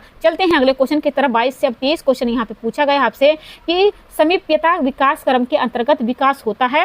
ठीक, ऑप्शन है पैर से सिर की ओर, बी ऑप्शन होता है बाहर से केंद्र की ओर, सी ऑप्शन होता है सिर से पैर की ओर, डी ऑप्शन होता है केंद्र से बाहर की ओर। चलिए अब बताइए इसका राइट आंसर क्या होगा। हमने 23 का यहाँ पे ऑप्शन आपके पास रखा हुआ था, तो आप क्या बताओगे कि यहाँ पे पूछा गया है समीप्यता के बारे में, विकास के बारे में, तो आप क्या बताओगे, केंद्र से बाहर की ओर होता है। यानी कि पहले जब विकास होगा तो पहले बीच में होगा फिर बाहर का होगा। पहले केंद्र तो ये है ना, अब बाहर ये है, तो पहले केंद्र का विकास होगा उसके बाद में बाहर का विकास होता। चलिए अगली बात करते हैं, यानी कि अगर कोई विकास होगा ना तो पहले रीढ़ की हड्डी का विकास होता है, उसके बाद में क्या होता है, भुजाओं का होता है। यानी कि पहले आपके हाथ का विकास होता है ना, फिर आपके उंगली का होता है। ऐसे ही क्या होता है, पहले उंगली का होगा तब हाथ, पहले हाथ का होगा फिर उंगली का होगा ना, तो ऐसे ही केंद्र का पहले होगा फिर क्या होता है, बाहर का होता है। चलते हैं अगले क्वेश्चन की तरफ। हमारा 23 का जो राइट आंसर होगा वो होगा आपका डी ऑप्शन करेक्ट होता है। अब यहाँ पे 24 क्वेश्चन पूछा गया कि किशोरावस्था में आगमन का मुख्य चिन्ह संवेगात्मक विकास के तीव्र परिवर्तन है। यह कथन किस मनोविज्ञान का है? ऑप्शन है कोल और ब्रूस, बी ऑप्शन होता है एलिस क्रो, सी ऑप्शन होता है ब्रिजेज, डी ऑप्शन होता है हरलॉग। चलिए 24 का यहाँ पे राइट आंसर बताना है। आप क्या बताओगे? आपको यहाँ पे स्टेटमेंट बताना था, तो 24 को क्या बताओगे? आप बताओगे कोल और ब्रूस बताओगे, यानी कि आपका ए ऑप्शन करेक्ट होता है। चलते हैं 25 क्वेश्चन देखिए, आपसे पूछा गया है कि संवेग व्यक्ति की उत्तेजित दशा है, यह कथन किस मनोविज्ञानी का है? बताइए, क्रो एंड क्रो का है, या फिर वाइगोत्स्की का है, या फिर वुडवर्थ का है, या फिर लेविस का है? लेवी का है। चलिए आप क्या बताओगे? 25 का ये स्टेटमेंट है, आप बताओगे यहाँ पे वुडवर्थ का, यानी कि ये स्टेटमेंट याद रखे रहना, क्योंकि बहुत बार एग्जाम में पूछा गया है कि क्या होता है, संवेग एक व्यक्ति की उत्तेजित दशा होती है। तो आपका 25 का जो राइट आंसर होगा वो होगा सी ऑप्शन करेक्ट माना जाता है। अब 25 से अगला क्वेश्चन चलते हैं। अब आपका यहाँ पे शुरू हो रहा है अलग अध्याय। अभी तक आपने देखा अलग अध्याय से, अब यहाँ पे आप देखोगे जो अंकुरण किया जाता है, किण्वन की प्रक्रिया की जाती है, पोषक तत्व का जो संरक्षण किया जाता है, इन सबसे क्वेश्चन आपको देखने को मिलेगा। चलिए बहुत अच्छा क्वेश्चन देखने को मिलेगा। आप यहाँ पे क्वेश्चन को देखिए क्या क्या लिखा हुआ है।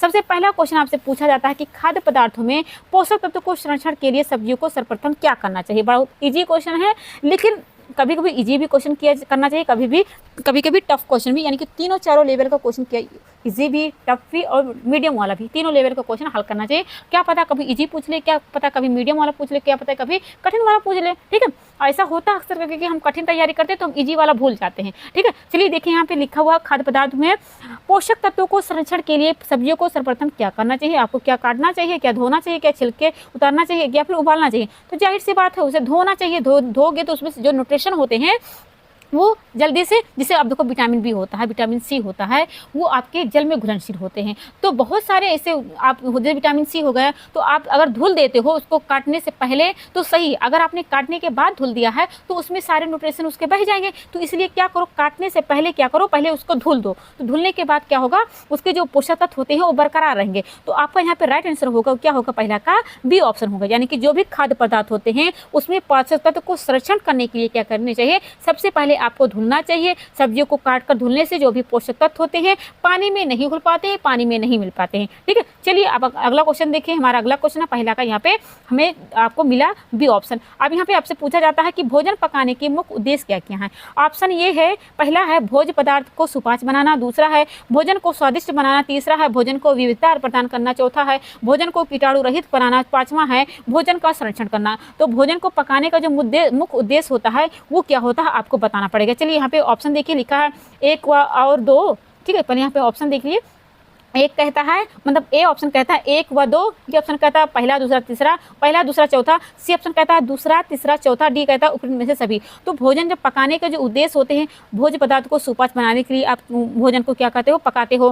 भोजन को स्वादिष्ट बनाने के लिए, भोजन को विविधता लाने के लिए, भोजन को कीटाणु रहित बनाने के लिए, भोजन का संरक्षण, इन सभी के द्वारा क्या करते हो, आप भोजन को पकाते हो। तो आपका राइट आंसर होगा वो क्या हो जाएगा, आपका डी ऑप्शन, यानी कि भोजन को पकाने के लिए हमारा मेन मोटिव होता है कि भोजन आपका सुपाच्य रहे, स्वादिष्ट रहे, कीटाणु रहित रहे, उसके अलावा विविधता रहे। ठीक है, तो आपका दूसरा का क्या हो जाएगा, डी ऑप्शन करेक्ट हो जाएगा। चलते हैं अगले क्वेश्चन की तरफ।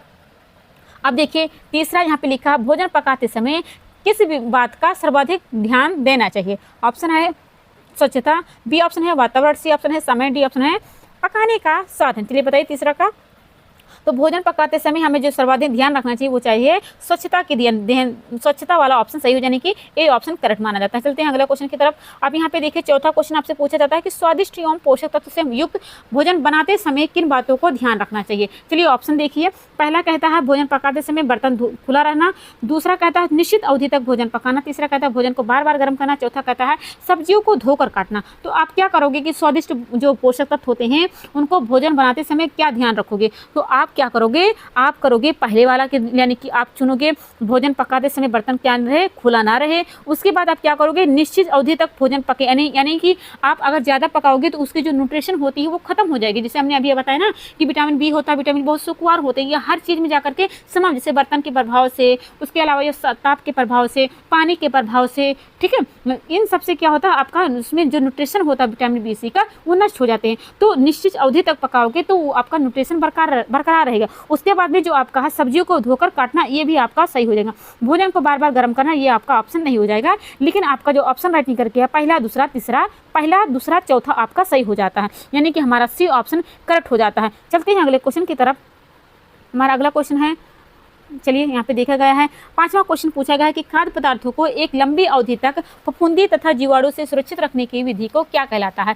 ऑप्शन ये है खाद्य पदार्थों का संरक्षण, बी ऑप्शन है खाद्य पदार्थों का अपमिश्रण, सी ऑप्शन है खाद्य पदार्थों का परिरक्षण, डी ऑप्शन होता है खाद्य पदार्थों का अनुवीक्षण। चलिए बताइए खाद्य पदार्थों की लंबी अवधि तक फफूंदी जीवाणु रहित सुरक्षित रखने के लिए आप कौन सी विधि को इस्तेमाल करते हो। चौथा का नहीं, 5वां का हमने यहाँ पे क्वेश्चन रखा है। तो आप क्या करते हो, खाद्य पदार्थों का संरक्षण करते हो, यानी कि उसको आप बचाते हो कि उसमें जीवाणु ना लगे, उसमें फफूंदी ना लगे, उसमें बैक्टीरिया ना लगे। ठीक है, तो क्या करते हो, उसमें जो आपको डालना जिस प्रकार का खाद्य पदार्थ हो, जिससे आप अचार बनाते हो, तो उसमें क्या डालते हो, उसमें आप तेल डालते हो, उसमें नमक डालते हो, ताकि आपका जो खाद्य पदार्थ लंबे समय तक रहे। तो आप संरक्षित रखने के लिए, कीटाणु और जीवाणु से बचने के लिए क्या करते हो, खाद्य पदार्थ को संरक्षण करते हो। जितने ज़्यादा उसमें नमी रहेगी उतना जल्दी वो खराब होगा। चलिए खाद्य पदार्थ को अंकुरण हेतु आवश्यक परिस्थिति कौन सी है।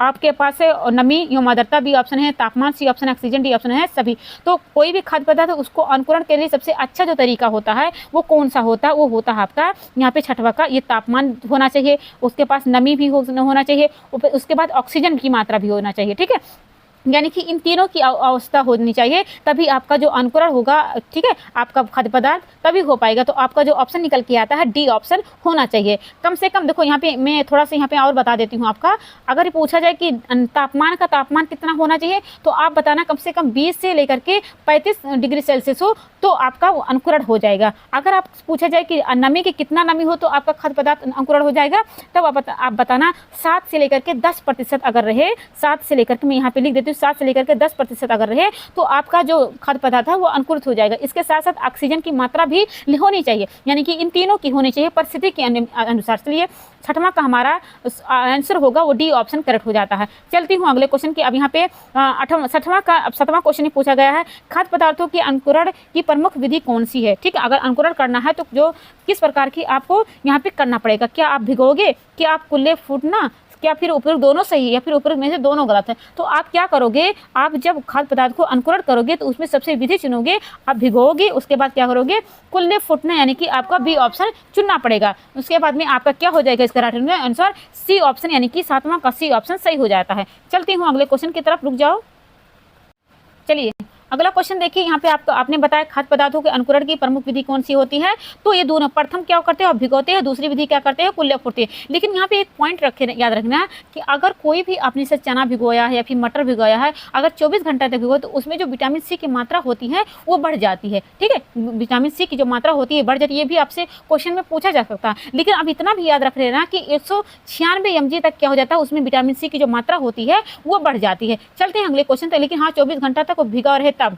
चलिए यहाँ पे देखिए 8 से पूछा गया कि किण्वन की खोज क्रुसेक ने किस वर्ष की थी, यानी कि आपका यहाँ पे सन पूछा गया 1997, B option 1998, C option 1999, D option 2000 ईस्वी में। चलिए अब यहाँ पे सबसे पहले ये जान लो कि किण्वन की जो खोज की थी वो खोज का नाम आता है क्रुसेक ने की थी। सबसे पहले किस पे की थी, तो इन्होंने एल्कोहल और शराब पे किया था। अब सन का पूछा जाए तो आप बताना 1997 में किस पे किया था, तो शराब पे किया गया था या फिर कहें एल्कोहल पे किया था। ठीक है, अब याद रख रहे हैं ना कि किसने किया था किण्वन की खोज, क्रुसेक ने की थी। चलिए अगले क्वेश्चन पे चलते हैं, हमारा 9वां क्वेश्चन है। अब यहाँ पे देखिए किण्वन की क्रिया को प्रभावित करने वाला कारक कौन सा है, यानी कि जो किण्वन की क्रिया होता है तो उसमें कौन सा कारक जिम्मेदार हो जाता है। क्या तापमान होता है, क्या पीएच होता है, क्या फिर आर्द्रता होता है, या फिर सभी होता है। तो ये सभी हो जाते हैं, यानी कि जो किण्वन की प्रक्रिया होती है ना, तो उसमें जो प्रभावित करने वाला प्रमुख कारक होता है वो तापमान होता है, पीएच मान होता है। ठीक है, पीएच मान होता है, उसके बाद में आर्द्रता भी होता है। तो ये इन सब के कारण ही क्या होता है, किण्वन की प्रक्रिया होती है। चलिए अगला चलते हैं। अब यहाँ पे 10वां क्वेश्चन है, खाद्य पदार्थों का संरक्षण किया जाता है, किसके द्वारा किया जाता है, क्या सुखाकर किया जाता है, या फिर चाशनी में रख करके, या फिर तेल युवा नमक द्वारा, या फिर उपयुक्त में से सभी। तो जो खाद्य पदार्थों का संरक्षण किया जाता है इन सभी, चाशनी में रख करके, तेल व नमकदार डाल के, सूखा कर, आम का अचार बनाते हो उसको सुखाते हो ना, तेल वोल डालते हो ना, और चाशनी में सुखा कर रख करके क्या करते हो, आप खाद्य पदार्थ का संरक्षण करते हो। तो 10वां का हमारा राइट आंसर होगा D option is the correct answer. चलिए देखते हैं अगला क्वेश्चन हमारा क्या है। अगला चलिए अपनी क्लास यहीं पे एंड करते हैं। आशा करते हैं कि आपको हमारी क्लास समझ में आई होगी। अगर अच्छा लगा हो तो प्लीज़ लाइक और सब्सक्राइब करना मत भूलिएगा, किसी और के साथ शेयर करिएगा। अगर ऐसे ही क्लास आपको देखना है तो आपको सब्सक्राइब करना पड़ेगा। अगर जिसने भी सब्सक्राइब कर दिया है उनके लिए बहुत बहुत बहुत बहुत बहुत धन्यवाद, और जिसने नहीं किया वो कर सकते हो। और हाँ, कोई भी अगर आपको क्लास माना है तो उसके लिए आपको कमेंट करना पड़ेगा। जिस भी टॉपिक को आपको चाहिए मैं उस टॉपिक को आपको पढ़ा दूँगी। ठीक है, अगर आपको निगेटिव कमेंट करना होगा तो प्लीज़ आप मत करिएगा, क्योंकि ऐसे करने से वीडियो बनाने का का मन नहीं करता। अगर आपके मन में नेगेटिव आता है खैर मेरे लिए मेरे वजह से, तो आप प्लीज़ मत करिएगा। अगर आपको क्लास ज़रा सा भी अच्छा लगता है तो प्लीज़ कोई अच्छी कमेंट कर दीजिएगा। मिलते हैं कल एक नई क्लास में, तब तक के लिए take care and bye bye.